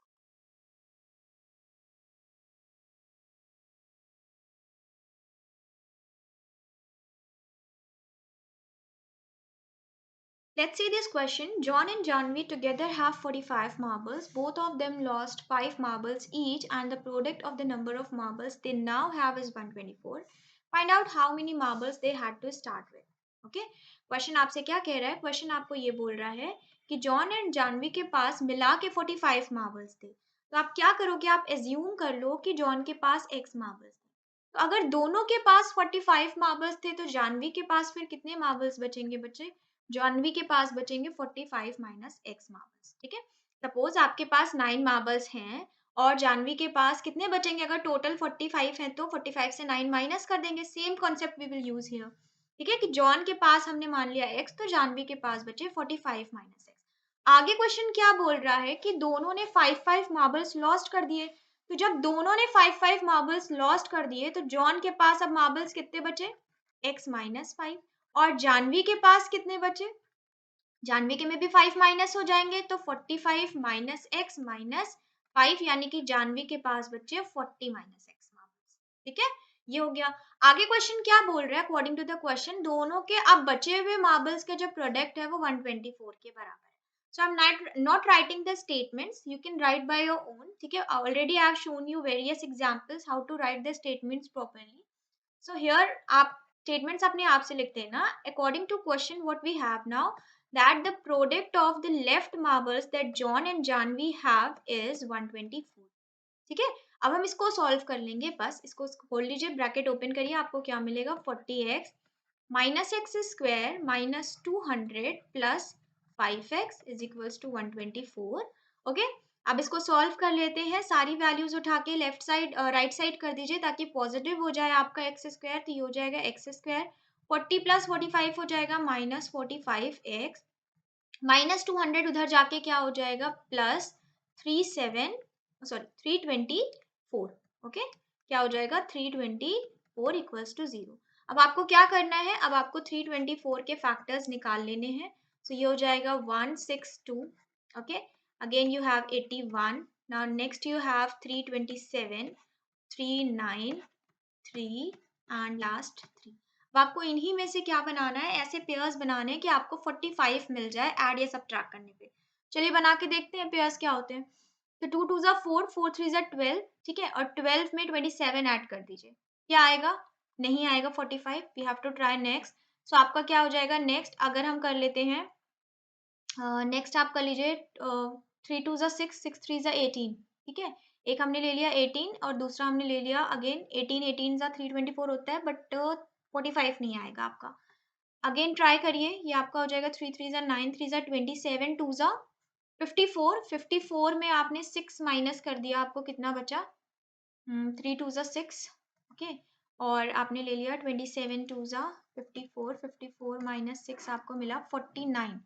ठीक है. ये भी नहीं होगा. ओके. सो अब हमें फिर से दूसरा ट्राई करना पड़ेगा. क्या करना होगा? लेट्स ट्राई 2 2 जा 4, 3 जा 12, 12 3 जा 36, 36 प्लस 9. ओके. सो मुझे भी टाइम लग सकता है. No issues. फैक्टर्स बनाने में टाइम लग जाता है बड़े नंबर्स का. इसीलिए हम यहाँ पे क्वाड्रेटिक फार्मूला का इस्तेमाल कर लेते हैं. बट अभी मैंने क्वाड्रेटिक फार्मूला आपको टॉपिक नहीं लिया है तो हम यहाँ पे यही इस्तेमाल करें. अदरवाइज इस क्वेश्चन को आप क्वाड्रेटिक फार्मूला से भी सॉल्व कर सकते हो. ठीक है. जब लेटर ऑन मैं आपको क्वाड्रेटिक फार्मूला बता दूंगी तो आप इस क्वेश्चन को क्वाड्रेटिक से सॉल्व कर लेना. इजीली आंसर निकल आएगा. इतने फैक्टर्स फाइंड आउट नहीं करने पड़ेंगे. तो हमने क्या निकाला? 36x minus 9x plus 324 equals to 0. Okay. तो x की वैल्यू यहाँ पे x कॉमन ले लीजिए. ये हो गया x माइनस 36. यहाँ 9 कॉमन ले लीजिए. आपको मिलेगा x माइनस 36. 27 5 बचेगा 64. ठीक है. सो ये आपका हो गया x माइनस 36 एक हो गया और दूसरा हो गया x minus 9 equals to 0. So x की दो वैल्यूज आ गई आपकी. एक आई 36, दूसरी आई 9. तो हमें क्या पता चला कि अगर जॉन के पास 36 मार्बल्स होंगे तो फिर उस केस में जानवी के पास कितने होंगे? 9 होंगे. और बाय चांस अगर जॉन के पास 9 होते हैं तो देन उस केस में जानवी के पास कितने हो जाएंगे? 36 हो जाएंगे. ठीक है. तो x की दो वैल्यूज आई हैं तो पहले आप at x is equal to 36 निकाल लें. तो at x is equal to 36 x 45 minus x कितना हो जाएगा? हो जाएगा 45 minus 36 which will give you 9. So इसका मतलब जॉन के हो गए ये और जानवी के हो गए 9. ठीक है. फिर आप क्या करोगे, फिर आप दूसरी कंडीशन लिखोगे कि at x is equals to 9, 45 minus x कितना हो जाएगा, ये हो जाएगा 45 माइनस 9 विच इज 36। तो ये हो गए आपके दूसरी केस में जानवी के पास, और ये हो गया आपका जॉन के पास। ठीक है, सो ये आपके दोनों आंसर्स हैं। Number 11, a train travels 360 km at uniform speed. If speed had been 5 km per hour more, it would have taken 1 hour less for the same journey. Find the original speed of the train. अच्छा, अब यहाँ पे मैं आपको ये बताना चाहूंगी, जब भी बच्चे स्टेटमेंट समझ के इसको नॉर्मल वे में सॉल्व करने की कोशिश करते हैं, उनकी इक्वेशन नहीं बनती।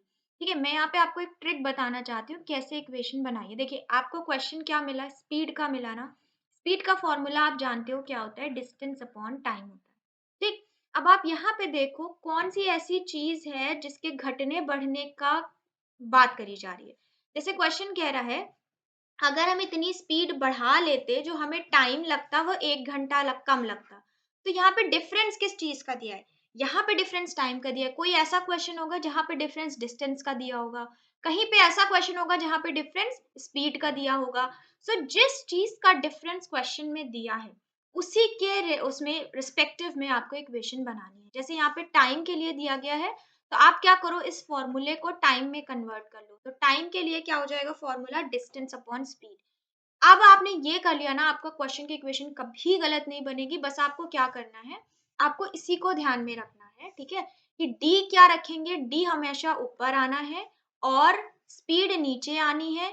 दोनों के डिफरेंस की बात करी गई है, तो दोनों को सब्ट्रैक्ट करने पे हमें 1 आवर मिलना है। तो टाइम आपका इधर आ गया। अब आपको दोनों तरफ डिस्टेंस अपॉन स्पीड लेके सब्ट्रैक्ट करना है, क्योंकि उसी का डिफरेंस दिया गया है। तो डिस्टेंस तो भाई आपकी 360 ही रहेगी, उसमें कोई फर्क नहीं आना है। स्पीड की बात हो रही है, तो पहले अगर स्पीड हम मान लेते हैं x थी, तो बढ़ा कितनी दी, 5 किलोमीटर पर आवर बढ़ा दी हमने। तो बढ़ी वाली स्पीड ही पहले लिखी जाएगी, घटी स्पीड बाद में। तो पहले x थी, हमने 5 बढ़ा दी, तो ये हो गई आपकी इक्वेशन। ठीक है, ये इसे ट्रिक समझिए, इसे ट्रिक की तरह लिखिएगा।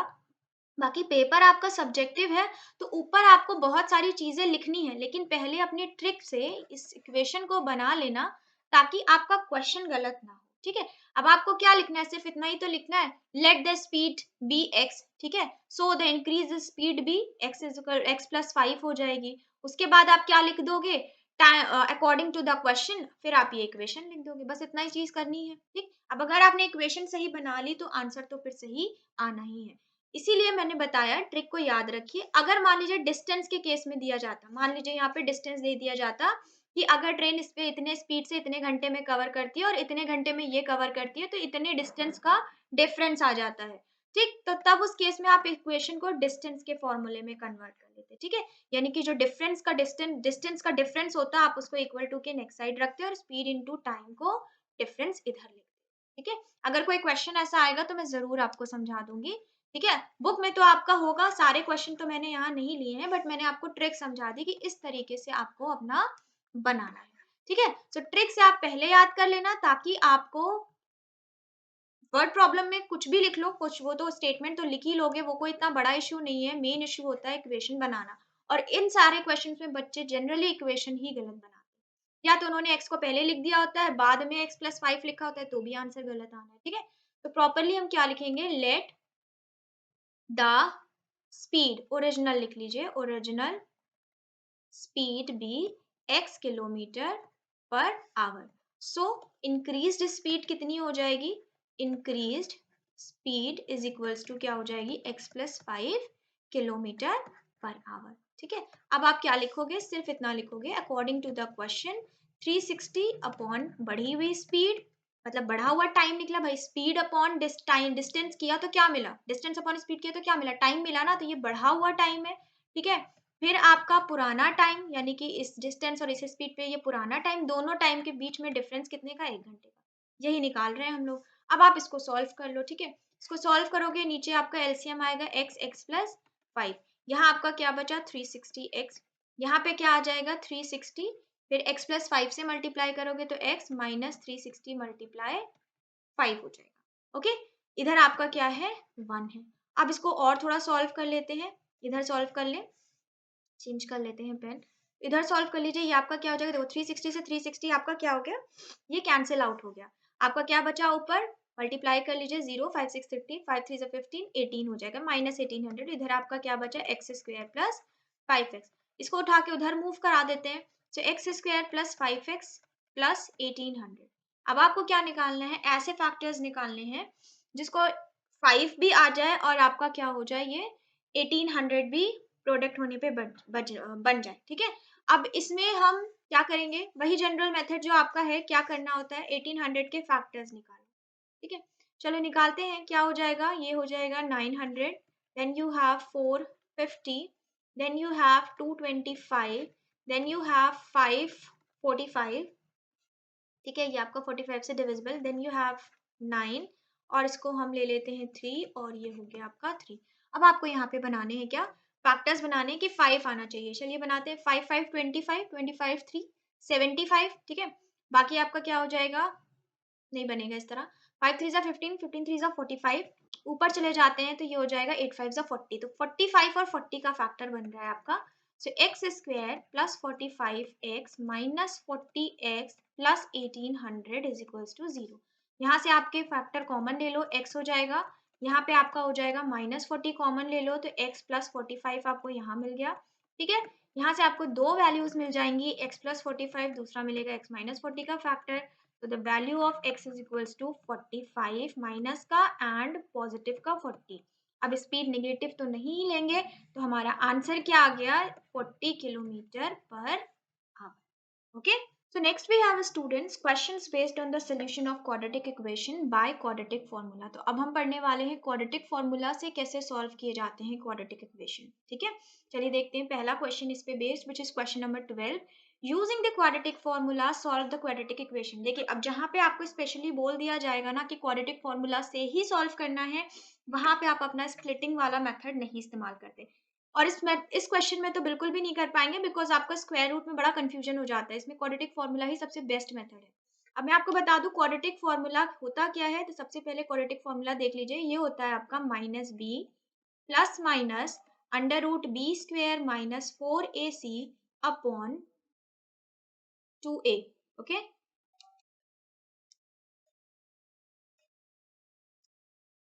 2a हो जाता है। अब आप सोच रहे होंगे मैम ये a b c कहाँ से आ रहा है, तो आप अपनी क्वाड्रेटिक जनरल इक्वेशन को जानते हो, क्या होती है, ax square plus bx plus c, ये होती है आपकी क्वाड्रेटिक की जनरल इक्वेशन। तो ये a है, ये b है, और ये c, वही a b c हम यहाँ पे रखते हैं।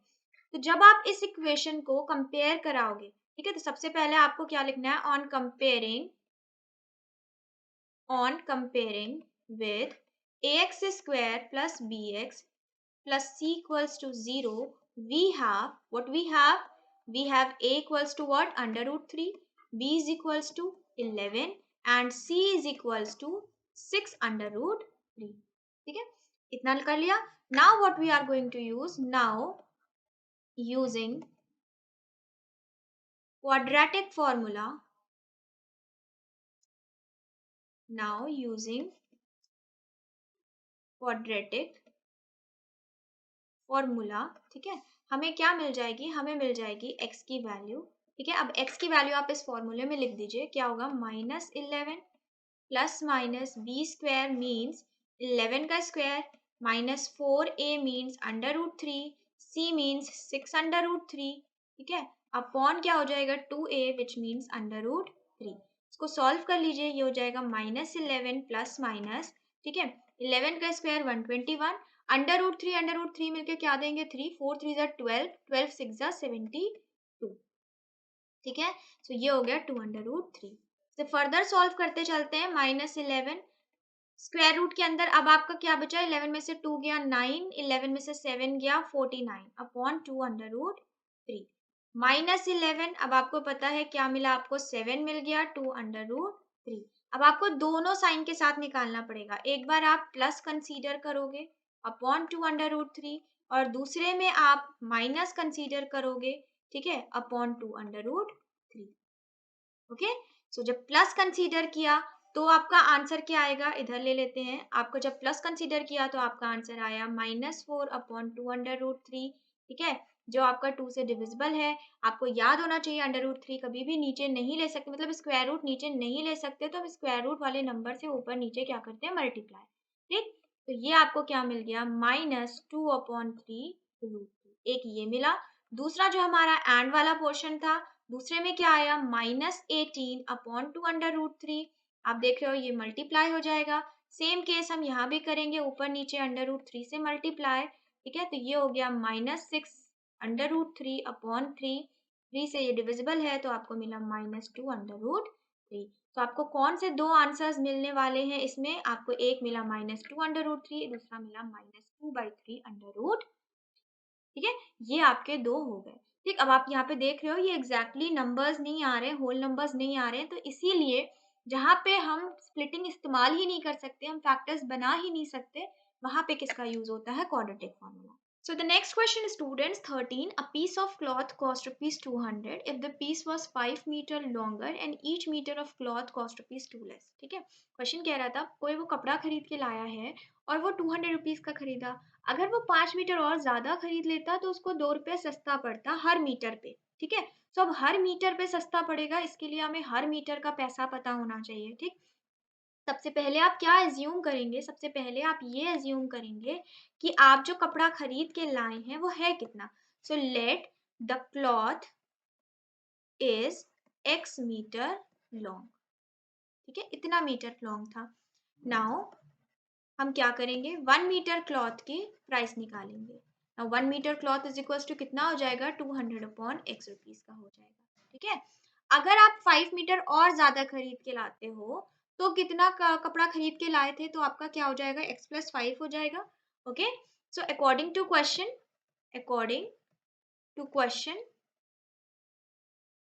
न्यू लेंथ क्या हो जाएगी, according to question new length हो जाएगी आपकी x+5 metre.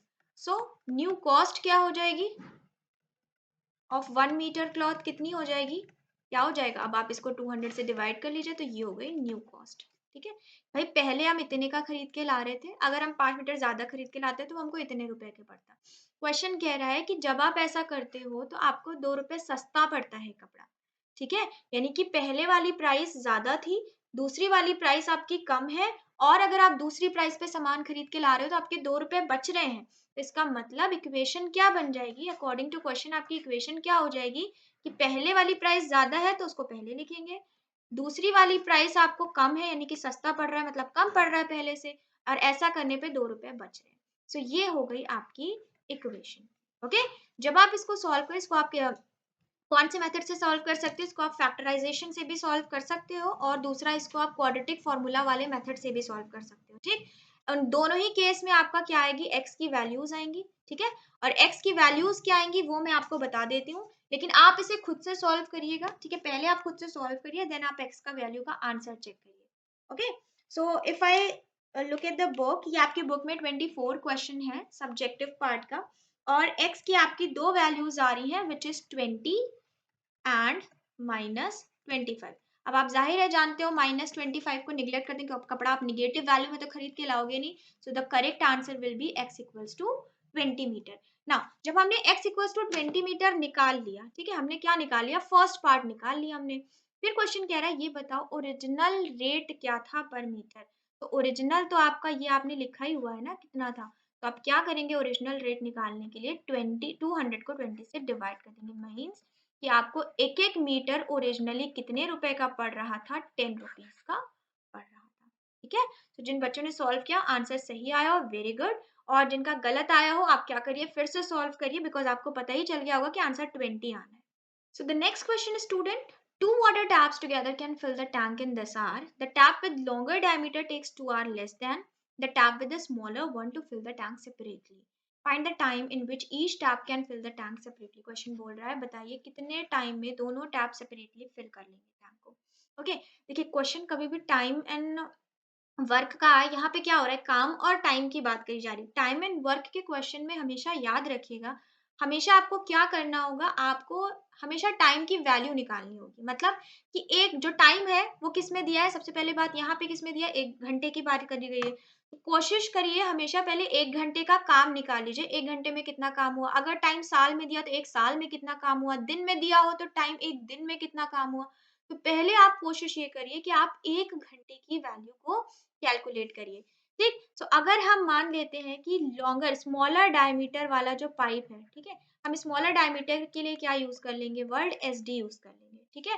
Tap with smaller diameter, ठीक है, लेट कर लेते हैं, let tap with smaller diameter take how many hours, takes x hours, ठीक है, टेक एक्स आवर्स, ठीक है। तो अगर ये एक्स आवर्स लेता है, ठीक, तो 1 घंटे में 1 आवर में कितना काम करेगा? भाई हमें पूरा फिल करना है टैंक को अलग-अलग।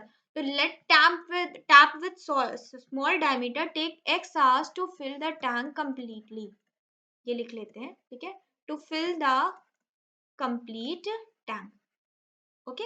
अब यहाँ पे क्या निकाल लो आप, 1 घंटे में कितना भर देगा? सो इन 1 आवर कितना भर देगा? 1/x भर देगा। ठीक है, इतना वॉल्यूम कवर कर लेगा। ये वॉल्यूम ही तो होगा, पानी किस में मेजर करा जाता है, वॉल्यूम में कवर किया जाता है। तो टैंक का भी क्या होगा, वॉल्यूम ही होगा। सो 1 आवर में इतना वॉल्यूम टैंक फुल हो जाएगा। सिमिलरली आप लेट कर लो कि लेट टैप विद, ठीक है, लॉन्गर डायमीटर टेक। अब दूसरा वेरिएबल मत लीजिएगा, तो यहाँ पे लेट करने की जरूरत नहीं, because other in that case ये क्वेश्चन 2 वेरिएबल में हो जाएगा और आपको क्वाड्रेटिक में एक ही वेरिएबल लेके चलना होता है। तो आप यहाँ पे क्या करो, समझ लो कि अगर दूसरा टैप आपका 2 घंटा ज्यादा कम ले रहा है, भाई बड़े वाला जिसकी बड़ा मुंह है वो कम जल्दी पानी भर देता है, छोटा मुंह वाला ज्यादा देर में भर रहा है। तो 2 घंटा देर में भर रहा है छोटा वाला। तो अगर छोटा वाला 1 घंटे में इतना वॉल्यूम कवर करता है, तो बड़ा वाला क्या करेगा, इससे 2 घंटा कम ही तो लेगा। इसका मतलब इतना वॉल्यूम कवर करेगा। ओके। अब उसके बाद क्वेश्चन कह रहा है कि दोनों अगर साथ में काम करते हैं तो इतना लेते हैं। तो आप क्या करिए, सबसे पहले इतने आवर का वॉल्यूम निकाल लीजिए कि दोनों इतने आवर में कितना कितना पार्ट फिल करेंगे। भाई हमने ये तो निकाल ही लिया कि 1 घंटे में बड़ा वाला इतना फिल करेगा, 1 घंटे में बड़ा दूसरा वाला इतना फिल करेगा। So tap with longer diameter in 1 hour, ठीक है, यहाँ पे क्या लिख लीजिए, इन 1 आवर, ठीक है, इतना वॉल्यूम फिल कर देता है। ठीक। अब हम क्या करें, अब हम ये निकाल लें अकॉर्डिंग टू क्वेश्चन कि 8 1/7 ये टोटल कितना टाइम हो जाएगा, 8 1 8 7 15/8 आवर्स हो जाएंगे। ठीक है, तो आप यहाँ पे ये निकालिए, सो इन 15/8 आवर्स, ठीक है, कितना टैंक फिल होगा, दोनों का निकालिए। सबसे पहले स्मॉल डायमीटर का निकालिए, फिर लार्जर डायमीटर वाले टैप का निकालिए। ठीक है, तो भाई 1 घंटे का पता है तो 15/8 के लिए क्या कर देंगे, मल्टीप्लाई। सिमिलरली यहाँ पे भी आपको 1 घंटे का पता है तो 15/8 के लिए आप क्या कर दोगे, मल्टीप्लाई कर दोगे। ठीक है, ये हो जाएगा आपका 15/8x, ये हो जाएगा आपका 15/8x माइनस 16। ठीक, ये हम क्या निकाल रहे हैं, ये हम निकाल रहे हैं कितना कितना वॉल्यूम इन लोगों ने फिल कर लिया। तो छोटे वाले डायमीटर ने इतना वॉल्यूम फिल कर दिया, बड़े वाले डायमीटर ने इतना वॉल्यूम फिल कर दिया। आगे क्वेश्चन क्या बोल रहा है कि बताओ कितना टाइम लेंगे दोनों अगर अलग अलग फिल करते हैं। तो भाई अगर ये लोग इतना इतना फिल कर लेते हैं 15/8 आवर्स में, तो उसमें तो टैंक पूरा फिल हुआ जा रहा था ना। जब ये लोग इतना इतने घंटे फिल कर रहे थे तो दोनों टैंक फुल हो गए थे ना। इसका मतलब इन दोनों वॉल्यूम को अगर हम जोड़ दें तो ये किसके बराबर आ जाएगा, पूरा टैंक फिल हो गया इन दोनों में। और जब भी हम वर्क एंड टाइम में पूरे वर्क की बात करते हैं तो पूरा वर्क हमेशा क्या होता है, 1 होता है। ओके, इस चीज का ध्यान रखिएगा। वर्क एंड टाइम के क्वेश्चन में जब भी हम ये कहते हैं कि काम पूरा हो गया, तो काम पूरा होने का मतलब है 1 हो गया। ठीक है, 1 काम होता है, एक काम हुआ पूरा तो पूरा एक काम का मतलब 1 हो गया। तो इसका मतलब अगर ये दोनों मिल के 15/8 घंटे में पूरा काम फिनिश कर लेते हैं तो इन दोनों का वॉल्यूम प्लस करने पे पूरा टैंक यानी कि 1 के बराबर आपका आंसर आ 1 के बराबर आपकी दोनों इक्वेशन आ जाएगी। ठीक है, सो हमने ये निकाल लिया। अब हम इसके आगे क्या करते हैं, इनको पूरा इरेज कर देते हैं। आपको क्या मिल गया कि स्मॉलर डायमीटर वाला कितना ले रहा था, स्मॉलर डायमीटर वाला ले रहा था 15/8x, लार्जर डायमीटर वाला कितना टाइम ले रहा था, 15/8x माइनस 16। ठीक है, और दोनों साथ में काम करके पूरा टैंक फिल कर देते हैं। ओके, सो ये हो गई आपकी इक्वेशन। ठीक, एक बार क्वेश्चन को फिर से रिवाइज कर लें, क्या क्या किया हम लोगों ने क्या किया, हमने सबसे पहले ये माना कि स्मॉलर डायमीटर वाला टैप x घंटे लेता है। ठीक, तो 1 घंटे में उसने कितना काम किया, 1/x काम किया। अब जो बड़ा डायमीटर वाला टैप है वो 2 घंटे कम में पानी भर देता है, तो वो कितना काम करेगा, वो कर देगा क्या, 1/x-2 का काम कर देगा। ठीक, अब एक एक घंटे का दोनों का काम पता है। क्वेश्चन बोल रहा है 15/8 घंटे में दोनों लोग मिलके पूरा टैंक भर देते हैं। तो 15/8 घंटे का आपने क्या करा, काम निकाल लिया। ठीक, जब दोनों का काम निकल गया मतलब इतना काम स्मॉलर वाला कर लेता है, इतना काम दोनों मिलके क्या करे, पूरा टैंक भरे दे रहे हैं। तो अगर दोनों को ऐड कर देते हैं तो आपकी वैल्यू पूरे के बराबर, पूरा क्या होता है वर्क इन टाइम में 1 होता है। ओके, अब आप क्या करिए, इसको सॉल्व कर लीजिए इस इक्वेशन को। ठीक है, अब क्योंकि सॉल्व कर लेते हैं, थोड़ा सा टिपिकल क्वेश्चन लग रहा है, मे बी आगे कंफ्यूजन हो जाए बच्चों को, तो मैं कोशिश करती हूँ मैं यही सॉल्व कर दूं आपका question. Okay, let's change the colour. अब आप क्या लोगे, एलसीएम लोगे। ठीक है, तो ये हो जाएगा 8x with in bracket 8x minus 16। ये आपका क्या चला जाएगा, 8x कॉमन है तो 8x माइनस 16 ऊपर चला जाएगा ना। 15 8 जा कितना होता है, ये होता है आपका 120x। 15 16 जा कितना हो जाएगा, तो मल्टीप्लाई करिए। 60 6 5 जा क्या हो जाता है 30, मतलब 90। 9 कैरी, 15 1 जा 15, 9 5 क्या हो जाएगा 24, 240 आ गया। सिमिलरली यहाँ पे 15 8 जा क्या होता है 120x। ओके, आगे हो गया 1। ठीक, इसको फर्दर सॉल्व कर लें, ये हो गया आपका 240x minus 240 is equals to 8 8 64 x square minus आपका ये हो जाएगा x, 8 6 48, 4 कैरी 128x। ओके, इसको और सॉल्व कर लें, 64 एक्स स्क्वायर 240 उधर लेके चले जाएंगे, क्या हो जाएगा माइनस, तो ये हो जाएगा आपका 368x plus 240 is equals to 0। ये आपकी बनी क्वाड्रेटिक इक्वेशन। क्या ये डिविजिबल है, सो आई थिंक 4 से डिविजिबल है, डिवाइड कर लीजिए। ठीक है, तो ये हो जाएगा आपका 416x square minus 92x plus 60। Again divisible है, किससे डिविजिबल है, 8 से डिविजिबल है नहीं, 4 से है। यस, 4 से अगेन डिविजिबल है, 4 से कर लेते हैं। 4x square minus 23x, okay, plus ये हो जाएगा 415 इक्वल्स टू 0। ओके, सो आपको क्या मिला इक्वेशन, आपको इक्वेशन फाइनल जो इक्वेशन मिली है वो आपको मिली है 4x square minus 23x plus 15। अब हम क्या करते हैं, हम अपना टाइम वेस्ट नहीं करेंगे फैक्टर बनाने पे, हम इसको क्वाड्रेटिक फॉर्मूला से सॉल्व कर लेते हैं। ठीक है, आप अपनी इक्वेशन को याद रखिएगा, 4x square minus 23x plus 15। Erase कर देते हैं स्क्रीन। क्या इक्वेशन थी, 4x square minus 23x plus 15 equals to 0। ठीक, कंपेयर कर लेंगे जनरल इक्वेशन जो कि होती है एक्स स्क्वायर, तो ए क्या मिलेगा 4, बी क्या मिलेगा माइनस 23 एंड सी आपको क्या मिलेगा 15। ठीक है, क्वाड्रेटिक फॉर्मूला का यूज कर लेते हैं। क्वाड्रेटिक फॉर्मूला का यूज करेंगे तो आपको क्यू क्या हो जाएगा माइनस बी यानी कि 23 plus minus under root B square, 23 का स्क्वायर निकाल लीजिए। ठीक है, मैं अपना ट्रिक वाला मेथड इस्तेमाल कर रही हूँ, ये मैंने आपको पहले भी बताया कि अगर आपको पता करना हो तो मुझे कमेंट में बताइएगा, but I haven't seen any comment yet. ठीक है, सो आप अपना बेसिक मेथड इस्तेमाल करिए जो होता है आपका। तो ये हो जाएगा आपका 3 4 12, so the square is 529। 529 minus 4ac, 4 multiply 15 upon 2 multiply 4। ठीक है, इसको सॉल्व कर लें तो 23 प्लस माइनस ये हो जाएगा आपका 529 माइनस 4 4 16, 16 को 15 से मल्टीप्लाई करेंगे तो अभी आपको क्या आया था 240 आया था, नीचे आपका हो गया 8। ठीक है, तो 23 प्लस माइनस ये क्या हो जाएगा आपका 9 हो जाएगा, 12 माइनस 4 गया 8 बचा, 4 माइनस 2 गया 289 अपॉन 8। अब क्या 289 किसी का परफेक्ट स्क्वायर रूट है, चेक कर लेते हैं by long division method what we have. ठीक है, पीछे से पेयर बनाते हैं। आपने क्या लिया 1 लिया, यहाँ आपका बचा 189 और यहाँ आप ऐड कर देंगे। ठीक है, अब हमारे पास कौन सा नंबर है, 7 ही नंबर है हमारे पास, ये हो जाएगा 7 7 49, 7 2 14 89। Completely divisible. तो ये हो गया 23 प्लस माइनस 17 अपॉन 8। अब एक बार आपको क्या करना है, आपको पता ही है, एक बार प्लस लेना है एक बार माइनस। तो जब प्लस लेंगे तो प्लस 17 अपॉन 8 हो जाएगा और दूसरा हो जाएगा 23 माइनस 17 अपॉन 8। ओके, अब फाइनल सॉल्व कर लेते हैं, इधर सॉल्व कर लेते हैं, क्या बचा, तो प्लस करेंगे तो ये क्या हो गया 40 अपॉन 8। ठीक है, विच will give you what 5 and दूसरे वाले को सॉल्व करेंगे तो आपको क्या मिल रहा है 6 अपॉन 8। ओके, जो आपका डिवाइड कर लो अगर आप तो मिलेगा 7 8 56, ओके, एंड 8 5 40 पॉइंट में। तो सिर्फ दो आंसर्स आ रहे हैं।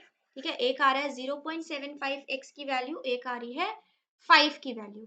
एक आ रही है मतलब 5। ठीक, अब हमने क्या माना था, x को क्या माना था कि छोटा वाला जो डायमीटर है, छोटा वाला जो टैप है वो x आवर्स में फिल करता है, इसका मतलब 5 आवर्स में वो फिल कर देगा पूरे टैंक को। अगर वो 5 आवर्स में फिल कर देता है तो दूसरा वाला टैंक कितना लेगा 3 आवर्स लेगा। ठीक है, चलिए हम इसका आंसर देख लेते हैं कि डेसिमल, देखिए आंसर तो दोनों ही पॉजिटिव आ रहे हैं तो हमें दोनों ही आंसर्स इंक्लूड करने पड़ेंगे। But let's check in your book कि बुक में क्या आंसर दिए हैं। सो बुक में ये आपका क्वेश्चन है। ओके, सो बुक में ये आपका 33 क्वेश्चन है। As I can see here, यहाँ पे आपके दो आंसर आ रहे हैं, वही 5 और 3/4। ओके, सो इन्होंने दोनों आंसर से ही आपका निकाला है। ठीक है, तो चलिए निकाल लेते हैं दोनों आंसर से। अब आप टाइम याद रखिएगा, और इतना लेंदी से क्वेश्चन देख के, सोल्यूशन देख के आप ये तो समझ गए होंगे कि आपके लॉन्ग आंसर में ही आने वाला है। ठीक, तो हमने क्या फाइंड आउट कर लिया कि स्मॉलर डायमीटर एक बार 5 आर में फिल कर लेता है, एक बार किस में कर लेता है, 3/4, या आप कह सकते हो 0.75 आर में कर लेता है। ठीक, अगर स्मॉलर इसमें कर लेता है तो लार्जर वाला कितना लेगा, लार्जर वाला 2 घंटा लेस लेगा। ठीक है, यानी कि 3 आवर्स ले लेगा। ठीक है, तो ये दो हो गए। फिर अगर आप 0.75 लेते हो तो उस केस में लार्जर वाला, फिर आपका लार्जर डायमीटर का जो टैप है वो कितने में फिल करेगा, 0.75 minus 2, which will give you minus 1. I think 25। Okay, 1. ना, डू यू थिंक कि माइनस में टाइम जा सकता है? नहीं, तो ये वाली वैल्यू पॉसिबल नहीं। जब ये वाली वैल्यू पॉसिबल नहीं है तो हम ये वैल्यू नहीं ले सकते। तो हमारे पास सिर्फ लास्ट एक आंसर बचा क्या, कि smaller tap with smaller diameter takes 5 hours, okay, and tap with larger diameter takes 3 hours to fill the tank what completely। ठीक है, सो दोनों सॉल्व करने पे हमें क्या मिला कि नेगेटिव आवर तो लिया नहीं जा सकता, सो सिर्फ पॉजिटिव वाले लेंगे। आई होप ये सोल्यूशन आपको बिल्कुल अच्छे से क्लियर हो। जिनके पास बुक होगी वो ज्यादा अच्छे से देख पाएंगे, क्योंकि पूरा एक सीरीज में वहाँ पे सोल्यूशन दिया है। मैंने आपको बार बार पार्ट्स में समझाया, बिकॉज स्क्रीन इतनी ज्यादा अवेलेबल नहीं है कि सारा एक ही में समझा सके। बट आप 2-3 बार देखना, रिपीटेड मोड पे देखना, आपको क्वेश्चन का सोल्यूशन बिल्कुल समझ में आ जाएगा। ओके, चलिए नेक्स्ट चलते हैं। नेक्स्ट है आपके question based on nature of roots. ठीक है, सो स्टूडेंट, सबसे पहले क्वेश्चन सॉल्व करने से पहले हम कुछ बेसिक आइडिया ले लें कि रूट्स के क्या होते हैं। ठीक, तो रूट्स तो आपको पता है क्या होते हैं, लेकिन नेचर का मतलब क्या है कि नेचर कैसा होगा रूट्स का। तो देखिए, नेचर का रूट निकालने के लिए आपको पता होना चाहिए डी की value. Now what is this D? अभी जो हमने फॉर्मूला पढ़ा है, क्वाड्रेटिक फॉर्मूला, उसमें आपने देखा एक जगह आपको क्या लिखा मिला था, b² - 4ac। ठीक है, ये आपका पूरा फॉर्मूला था कि नहीं था, प्लस माइनस अपॉन 2a, ये आपका पूरा फॉर्म। तो यहाँ पे जो b² - 4ac होता है ना, इसे हम कहते हैं d, और इसका फुल फॉर्म है डिस्क्रिमिनेंट। ठीक है, क्या फुल फॉर्म है, डिस्क्रिमिनेंट। तो डिस्क्रिमिनेंट हो जाता है b² - 4ac। ओके, ना नेचर ऑफ रूट्स हमें ये डिस्क्रिमिनेंट ही बताएगा कि डिस्क्रिमिनेंट की, देखिए किसी भी डिस्क्रिमिनेंट है b², तो इसकी 3 वैल्यूज पॉसिबल है। क्या, या तो ये 0 के बराबर आ जाए, या ये लेस देन 0 आ जाए, या ये ग्रेटर देन 0 आ जाए, है ना, यही तो पॉसिबल है। तो अब इन तीनों पे रूट्स का अलग अलग नेचर शो होता है। अगर डिस्क्रिमिनेंट 0 के बराबर है तो हम कहते हैं जो रूट्स हैं वो इक्वल है। ठीक है, क्या है, रूट्स जो हैं वो इक्वल है। ओके, अगर लेस देन 0 है तो हम ये कहते हैं कि रूट्स जो है वो रियल है एंड डिस्टिंक्ट है, मतलब अलग अलग है, सेम रूट्स नहीं आएंगे। सेम रूट्स में तो इक्वल की कंडीशन आ गई ना। तो डी अगर लेस देन 0 है, सॉरी मैंने आपको गलत बोल दिया, ग्रेटर देन 0 लेस देन, तो ग्रेटर देन 0 है तो रूट्स क्या होते हैं, रियल होते हैं और डिस्टिंक्ट होते हैं, यानी कि अलग अलग होते हैं। अगर d लेस देन 0 आ जाता है तो इसका मतलब है कि रियल रूट्स एग्जिस्ट नहीं करते, real roots does not exist. ठीक है, या आप ये कह सकते हो कि यहाँ पे कैसे रूट्स आ रहे हैं, यहाँ पे इमेजिनरी रूट्स आ रहे हैं। अब इमेजिनरी क्या होता है ये आप अपने 11th क्लास में आओगे तो पढ़ोगे। ठीक है, इसलिए मैं आपको इमेजिनरी ना लिख के यहाँ पे सिर्फ इतना बता रही हूँ कि अगर d की वैल्यू लेस देन 0 आती है तो रियल रूट्स नहीं एग्जिस्ट करेंगे, ग्रेटर देन 0 आती है तो रियल और डिस्टिंक्ट रूट्स होंगे, और अगर d की वैल्यू 0 आती है तो इक्वल रूट्स होंगे। ठीक है, अब इन्हीं के बेसिस पे आपके मैंने कुछ क्वेश्चन सिलेक्ट किए जिसमें हम सारे रूट्स को 1 बाय 1 देख लेंगे। ओके, चलिए उसी पे बेस्ड आपका ये पहला क्वेश्चन है 15, कि अगर x इज इक्वल टू -2, ये रूट इक्वेशन है इसकी। ठीक है, इसका कोई इक्वेशन, ये इक्वेशन है जिसका ये रूट है, तो k की वैल्यू निकालिए so that the roots of the equation are equal. ठीक है, अगर root of the equation equal है तो इसका मतलब इस इक्वेशन का डिस्क्रिमिनेंट क्या है, 0 है। ठीक है, लेकिन पहले आपको कुछ और दिया है, क्या भाई, अगर हम root of the equation direct इस पोर्शन पे आ जाते हैं तो यहाँ हमें p नहीं पता, और p हो सकता है कांस्टेंट हो, तो उसका बहुत फर्क पड़ेगा d की वैल्यू पे। तो सबसे पहले हम क्या निकालेंगे, p की वैल्यू निकालेंगे। ठीक है, सबसे पहले पे आप अज्यूम कर लो कि एफ एक्स पॉलिनोमियल हम क्या दे देते हैं 3x² plus 7x plus p. Now f of -2 पे क्या हो जाएगा 3 माइनस 2 का square plus 7 multiply -2 plus p. अब एफ ऑफ -2 पे आपकी इक्वेशन क्या आंसर देगी 0 देगी। So 0 is equals to 12 minus 14 plus p. So यहाँ से आपकी p की वैल्यू आपको क्या मिल गई बेटा, यहाँ से p की वैल्यू मिल गई 2। तो इस इक्वेशन में अब आपका p क्या हो गया 2 हो गया। ठीक है, चलिए अब हम सॉल्व करते हैं अपना k की वैल्यू निकालने के लिए। सो k की वैल्यू के लिए कंडीशन क्या है कि रूट्स हैं इक्वल। तो सबसे पहले आप d निकालिए। ठीक है, अब d निकालने के लिए आपको क्या करना पड़ेगा, आपको सबसे पहले इस इक्वेशन दी गई इक्वेशन को रीअसेंबल करना पड़ेगा। ठीक, तो मैं ये पार्ट इरेज कर रही हूँ और हमने वैल्यू निकाल ली है क्या, p की वैल्यू निकाल ली है, कौन सी क्या वैल्यू आई है 2। ठीक, इतना याद रखिए। अब हम इस इक्वेशन को क्या करने जा रहे हैं, थोड़ा सा रीअसेंबल करने जा रहे हैं ताकि हम इसको क्वाड्रेटिक से कंपेयर करा सके। तो जनरल क्वाड्रेटिक इक्वेशन होती है, तो ब्रैकेट खोलिए x² plus 4kx plus k² minus k plus 2 is equals to 0। ठीक है, अब आप इसको थोड़ा सा और रीअसेंबल करो, कांस्टेंट एक तरफ कर दो, नंबर्स को एक साथ ले लो। सो ये हो जाएगा 4kx। ठीक है, ये आपका देखो क्या हो गया, ये ax² वाला टर्म, ये bx वाला term. Now you have c which is k² minus k plus 2, ये पूरा आपका c हो गया। अब डिस्क्रिमिनेंट क्या होगा 0 के बराबर, which means b² minus 4ac किसके बराबर होगा 0 के बराबर। अब b² क्या है, मतलब 4k का स्क्वायर। ठीक है, माइनस 4a क्या है 1, c क्या है आपका, ये है k² minus k plus 2 equals to 0।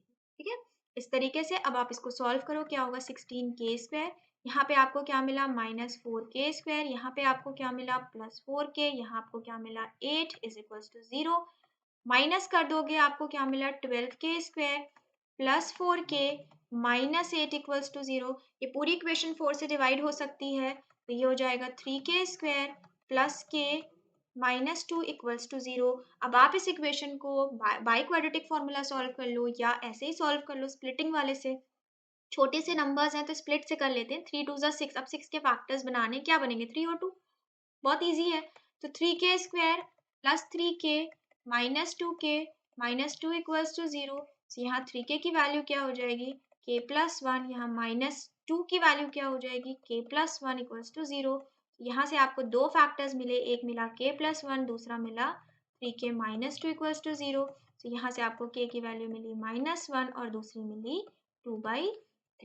ठीक है, अब k की वैल्यू आप निगेटिव कंसीडर करो या ये कंसीडर करो, दोनों ही केस में आपको रूट्स क्या मिलने वाले हैं इक्वल मिलने वाले हैं। ठीक है, हमने अपना फाइनल आंसर कैलकुलेट कर लिया। लेट्स चेक करें कि आपकी बुक में ये कौन सा क्वेश्चन है और इसका आंसर क्या आ रहा है। So if I see in your book, this is question number,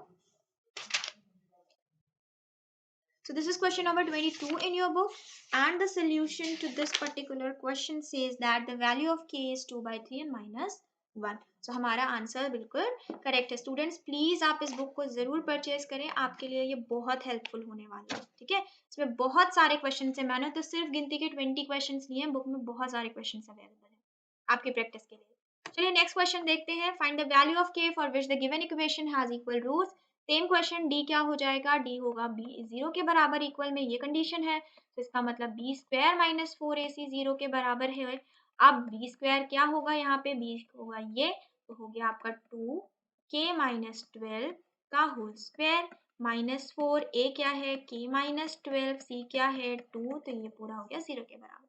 अब इसको आप ओपन कर लें। ठीक है, तो ये क्या हो जाएगा आपका, हो जाएगा 4। ठीक है, और k minus 12 k² plus 144 minus 24k, okay, minus यहाँ पे हो जाएगा 8k प्लस आप मल्टीप्लाई कर दो तो ये हो जाएगा 96 इक्वल्स टू 0। ठीक, इसको ओपन कर लीजिए ब्रैकेट को, 4k² ये हो जाएगा 4 4 16, 1 कैरी 4 4 16 17, 4 4 5 76, ये हो जाएगा आपका 96k minus 8k plus 96 equals to 0। इसको फर्दर सॉल्व कर लीजिए, ये आपका क्या हो जाएगा 4k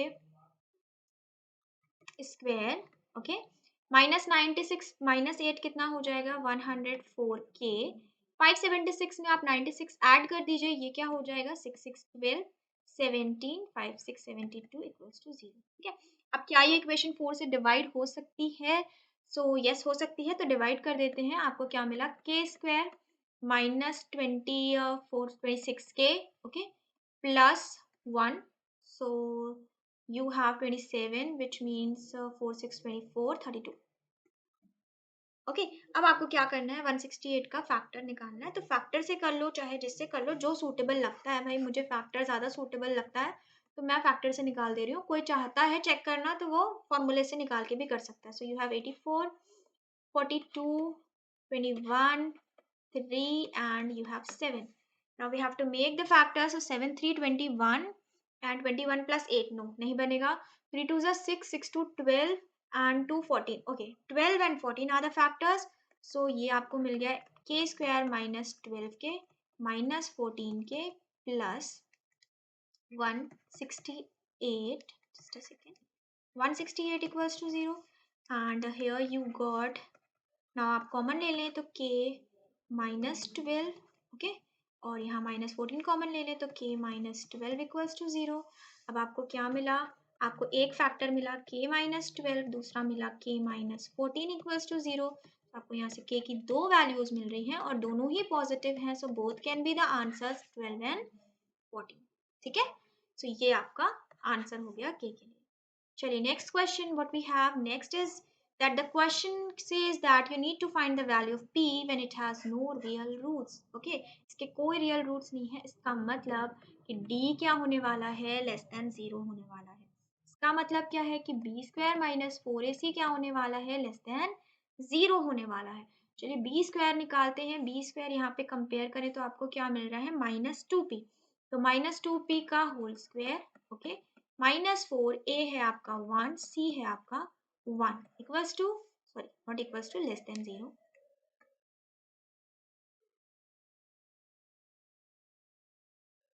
ओके, सो ये हो जाएगा आपका 4p square minus 4 less than 0। So what you have, both side आप डिवाइड कर दीजिए। आपने इनइक्वालिटीज पढ़ रखी हैं और आपको पता है डिवाइड कर सकते हैं। सो माइनस 1 लेस देन 0, अब बोथ साइड आप 1 ऐड कर दीजिए तो ये हो जाएगा आपका 1। देखिए यहाँ पे हम क्या लिखेंगे?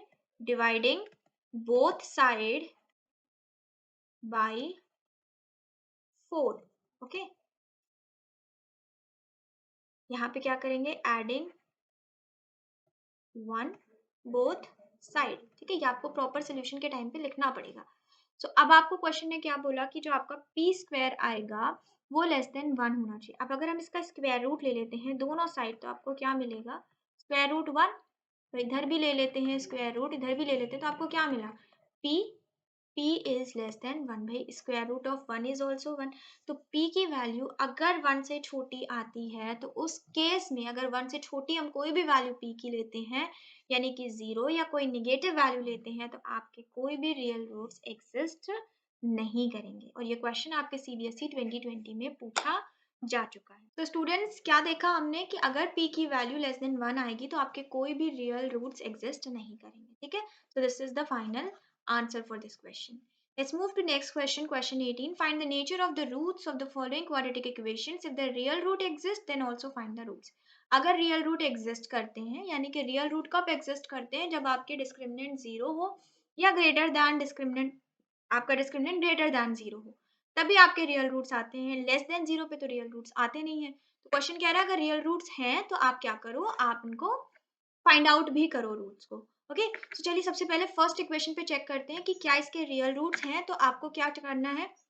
आपको सिर्फ डी की वैल्यू निकालनी है which is equal to B square minus 4ac।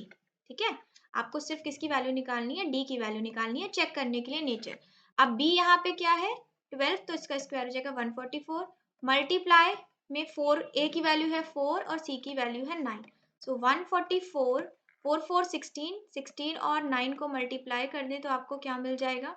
144 minus 96, ये भी आपको मिला 144। तो आपको d क्या मिल गया? 0। अगर d मिल गया इसका मतलब रियल रूट्स एग्जिस्ट कर रहे हैं, तो इसके लिए आंसर क्या हो जाएगा? Yes, real roots exist. ठीक है, इसके लिए भी चेक कर लेते हैं एक बार। B square minus 4ac same वाई चीज, तो b क्या हो जाएगा? 25, मतलब बी स्क्वायर 25 माइनस 4ac, तो 4 मल्टीप्लाई 3 मल्टीप्लाई माइनस 7, तो ये हो जाएगा 25 प्लस 4 3 12 7 84। ठीक है, तो ये आपका आ गया 109, तो यहाँ पे ग्रेटर देन 0 हो गया। ठीक है, तो यहाँ पे भी आंसर क्या है, यस। ठीक है, दोनों ही केस में रियल रूट्स एग्जिस्ट करते हैं। अब जब हमने ये पता कर लिया एग्जिस्ट करते हैं, तो अब हम क्या करेंगे, अब हम इनके रियल रूट्स भी निकालेंगे। ठीक है, तो चाहे आप क्वाड्रेटिक फॉर्मूले से निकाल लो, चाहे आप ऐसे ही निकाल लो। तो हम क्या करते हैं, क्वाड्रेटिक फॉर्मूले का ही यूज कर लेते हैं। ठीक है, क्वाड्रेटिक फॉर्मूला आपको पता ही होगा, बस याद रखिएगा क्योंकि मैं लिखूंगी नहीं बार बार। तो यहाँ से आपकी x की वैल्यू क्या आएगी, माइनस बी का मतलब -12 plus minus within square root होता क्या है, d होता है, तो within square root d 0 है, तो भैया स्क्वायर रूट के बाहर भी तो 0 ही आएगा ना। नीचे क्या होता है 2a, तो मतलब 12, तो यहाँ पे आपका क्या आया, -12/8 आपका आंसर आ गया। ओके, तो यहाँ पे आपके रियल रूट्स एग्जिस्ट करते हैं, d की वैल्यू 0 है। अब अगर d की वैल्यू 0 है तो आपका क्या आ गया, -b अपॉन 2a ये हो गया। अब इसको थोड़ा सा सिंप्लीफाई कर लीजिए, तो ये आपको मिलेगा 3/2। So you have x equals to -3/2। ठीक है, चलिए नेक्स्ट क्वेश्चन क्या है। नेक्स्ट आपका कह रहा है कि पता कर, इसमें निकालिए, तो same procedure, x is equals to -b मतलब -5 प्लस माइनस अंडर रूट में आपका d, तो अंडर रूट में हो जाएगा 109। ठीक है, अपॉन क्या हो जाएगा 2a which is equals to 6। अब क्या 109 किसी का परफेक्ट स्क्वायर है, नहीं, तो आपके दो आंसर्स आने वाले हैं, एक आने वाले हैं -5 प्लस 109/6 और दूसरा आने वाला है -5 माइनस 109/6। ठीक है, ये दो आपके आंसर्स हो गए। ओके, आपकी बुक में चेक कर लेते हैं क्या यही दो आंसर्स अवेलेबल है। सो आपकी बुक में जो ये क्वेश्चन नंबर है, ये क्वेश्चन नंबर है 20, और 20 का आंसर अगर चेक करें तो आपके 20 में ओके दो आंसर्स आ रहे हैं। फर्स्ट वाले का देखिए -3 2 आ रहा है। भाई देखो, एक चीज यहाँ पे बताना चाहूंगी कि आपका क्वाड्रेटिक इक्वेशन है, तो एनी हाउ रूट्स तो आपके दो ही आने हैं। तो यहाँ पे अगर एक आया, इसका मतलब इक्वल क्यों था, d इक्वल्स टू 0 का मतलब क्या होता है कि रूट्स इक्वल हैं। इसका मतलब कि दो जो आंसर है वो सेम है, तो आपको दोनों लिखने पड़ेंगे, -3/2 -3/2। सेकेंड वाले का आंसर अगर हम चेक करें तो आपके यही दो आ रहे हैं, एक ये रूट है आपका और दूसरा ये रूट। ठीक है, तो इस तरीके से आपको क्वेश्चन को करना है कि उनका नेचर ऑफ रूट्स बताना है, अगर रियल है तो उनको निकाल के भी बताना है। ओके, चलिए नेक्स्ट क्वेश्चन 19। नेक्स्ट क्वेश्चन में आपका, आई थिंक नेक्स्ट क्वेश्चन तो हम लोग ऑलरेडी सॉल्व कर चुके हैं, by mistake I have taken same question again, so leave it. ठीक है, चलिए लास्ट क्वेश्चन पे चलते हैं। लास्ट क्वेश्चन जो है वो आपका केस स्टडी पे बेस्ड है, तो let's see the question. In the center of a rectangular lawn of dimensions 50 meter multiply 40 meter, a rectangular pond has to be constructed so that the area of the grass surrounding the pond would be 1184 meter square. ठीक है, question ने क्या बोला कि ये आपका एक pond है, ठीक है, उसके आगे एक लॉन बना हुआ है, तो जो सेंटर है रेक्टेंगुलर लॉन ऑफ डायमेंशन, यानी कि जिसका सेंटर है उसकी क्या वो लंबाई है 50 और चौड़ाई क्या है 40। A rectangular pond has to be constructed, इसके अंदर पे आपको pond construct करना है, so that the area of the grass surrounding the pond will be 1184 meter square. तो आपका जो ये एरिया है, इसका एरिया बोल दिया गया है क्या है, 184 मीटर स्क्वायर है। ठीक, अब आगे फर्स्ट पार्ट क्या कह रहे हैं, the distance between the pond and lawn. ठीक है, अगर इन दोनों के बीच की जो डिस्टेंस है वो x मीटर है हर तरफ से, तो आप रेक्टेंगुलर पॉन्ड का क्या निकालिए, लेंथ और ब्रेथ निकालिए। ठीक है, सो आपको लॉन की डायमेंशन दी गई है, यानी कि या मुझे यहाँ ना लिखना चाहिए वरना आप कंफ्यूज हो जाओगे। आपको लॉन की डायमेंशन दी गई है, तो आपको ये दिया गया है 50 और 40। अब आपको पॉन्ड की निकालनी है, तो देखिए जब आप 50 पूरी दी गई है, इधर भी x छोड़ रहे हैं ग्रास के लिए, इधर भी, तो कितने x छोड़ रहे हैं, एक ये एक ये, यानी कि जो लेंथ हो जाएगी पॉन्ड की वो कितनी हो जाएगी, 50 माइनस 2x हो जाएगी। ठीक, फिर आप ब्रेथ की बात करो तो नीचे भी x मीटर छोड़ना है, ऊपर भी x मीटर छोड़ना है, तो ब्रेथ कितनी हो जाएगी पॉन्ड की, ये हो जाएगी आपकी क्या 40 माइनस 2x। तो फर्स्ट पार्ट में आपके सिर्फ बोल रहा था लेंथ और, जस्ट अ सेकेंड, तो फर्स्ट पार्ट में आपके सिर्फ लेंथ और ब्रेथ बोल रहा था। सेकेंड प्रॉब्लम में क्या कह रहा है, कह रहा है क्वाड्रेटिक इक्वेशन बनाओ अब दोनों के लिए। ठीक है, सो भाई आपको सिर्फ इतना दिया गया है कि बाहर जो ग्रास का एरिया, जो पॉन्ड, जो ग्रास का एरिया होना चाहिए पॉन्ड के बाहर वो 1184 है। तो हम क्या करेंगे, बाहर के रेक्टेंगल से अंदर के रेक्टेंगल को माइनस कर दे तो उसका एरिया ही तो 1184 होगा। तो बाहर का एरिया क्या हो गया 50 मल्टीप्लाई 40, ठीक है।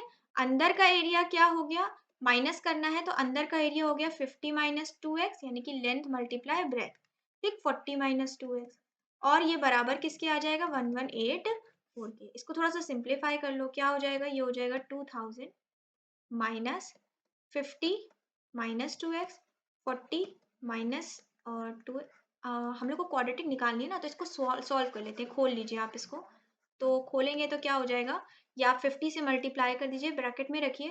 तो पहला आपका आएगा 2000, फिर आपका आएगा 100x, ठीक है। फिर आप इससे करोगे 2x से तो ये आएगा 80x, फिर आप करोगे मल्टीप्लाई तो ये हो जाएगा 4x स्क्वायर, और दोनों का मिला के आना है 1184, ठीक है। अब आप क्या करो, थोड़ा सा फर्दर ओपन करो ब्रैकेट को, तो ये क्या हो गया 2000 minus 180x plus 4x square equals to 1184, ठीक है। और इसको थोड़ा सा सॉल्व कर लेते हैं, लेट्स चेंज द कलर ताकि कंफ्यूजन ना हो आपको। ओके, इसको थोड़ा सा और अगर हम सॉल्व कर लेते हैं तो ब्रैकेट खोल लीजिए, ये आपका हो जाएगा 2000 minus 2000 plus 180x minus 4x square equals to 1184। अब 2000 तो 2000 तो आपका कैंसिल ही हो गया, आपके पास क्वाड्रेटिक इक्वेशन के फॉर्म में क्या बचा, minus 4x square plus 180x minus 1184 equals to 0। अब ये इक्वेशन आप देख रहे हो पूरी 4 से डिविजिबल है, तो हम इसको डिवाइड कर लें ताकि हमारे सेकेंड के लिए जो फाइनल इक्वेशन आ जाए वो क्या है, -4 से करिए डिवाइड। सो एक्स स्क्वायर माइनस 45x, ठीक है, 4 से डिवाइड करोगे, यहाँ पे माइनस है तो प्लस हो जाएगा, ये क्या होगा 4 2 ज़ा 8 38, 9 4 ज़ा 36, 4 6 ज़ा 24। सो ये आपके सेकेंड का आंसर आ गया, x square minus 45x plus 296, ठीक है। अब क्वेश्चन बोल रहा है लेंथ और ब्रेथ निकालो। भाई लेंथ और ब्रेथ तो हमें पता ही है कितनी है, अगर हमें x की वैल्यू मिल जाए तो हम लेंथ और ब्रेथ निकाल लेंगे। तो हम क्या करने वाले हैं, हम इसी इक्वेशन का यूज करने वाले हैं x की वैल्यू निकालने के लिए। तो लेट्स इरेज दिस पार्ट। तो स्टूडेंट्स आपकी इक्वेशन क्या थी, आपकी इक्वेशन थी x square minus 45x plus 296 equals to 0। Okay, अब हमें क्या करना है, यहाँ पे क्वाड्रेटिक चाहे आप फॉर्मूला यूज कर लो चाहे आप स्प्लिट मेथड यूज कर लो, मैं स्प्लिट मेथड यूज कर रही हूँ। और आपके फैक्टर्स मैंने ऑलरेडी बना लिए हैं पहले से, 37 और 8 हो जाएगा, ठीक है। तो 37 8 ज़ा 296 होता है, और 37 में 8 ऐड करेंगे तो आपको क्या मिल जाएगा 45 मिल जाएगा, ठीक है। तो यहाँ से हम x कॉमन ले लें तो ये हो जाएगा x माइनस 37, यहाँ पे -8 कॉमन ले लें तो भी आपका x माइनस 37 इक्वल्स टू 0, ठीक है। x माइनस 8 और क्या मिला आपको x माइनस 37 इक्वल्स टू 0, ठीक। तो दो वैल्यूज मिल गई, एक मिली आपको 8 और दूसरी क्या मिली आपको 37 मिल गई, ठीक है।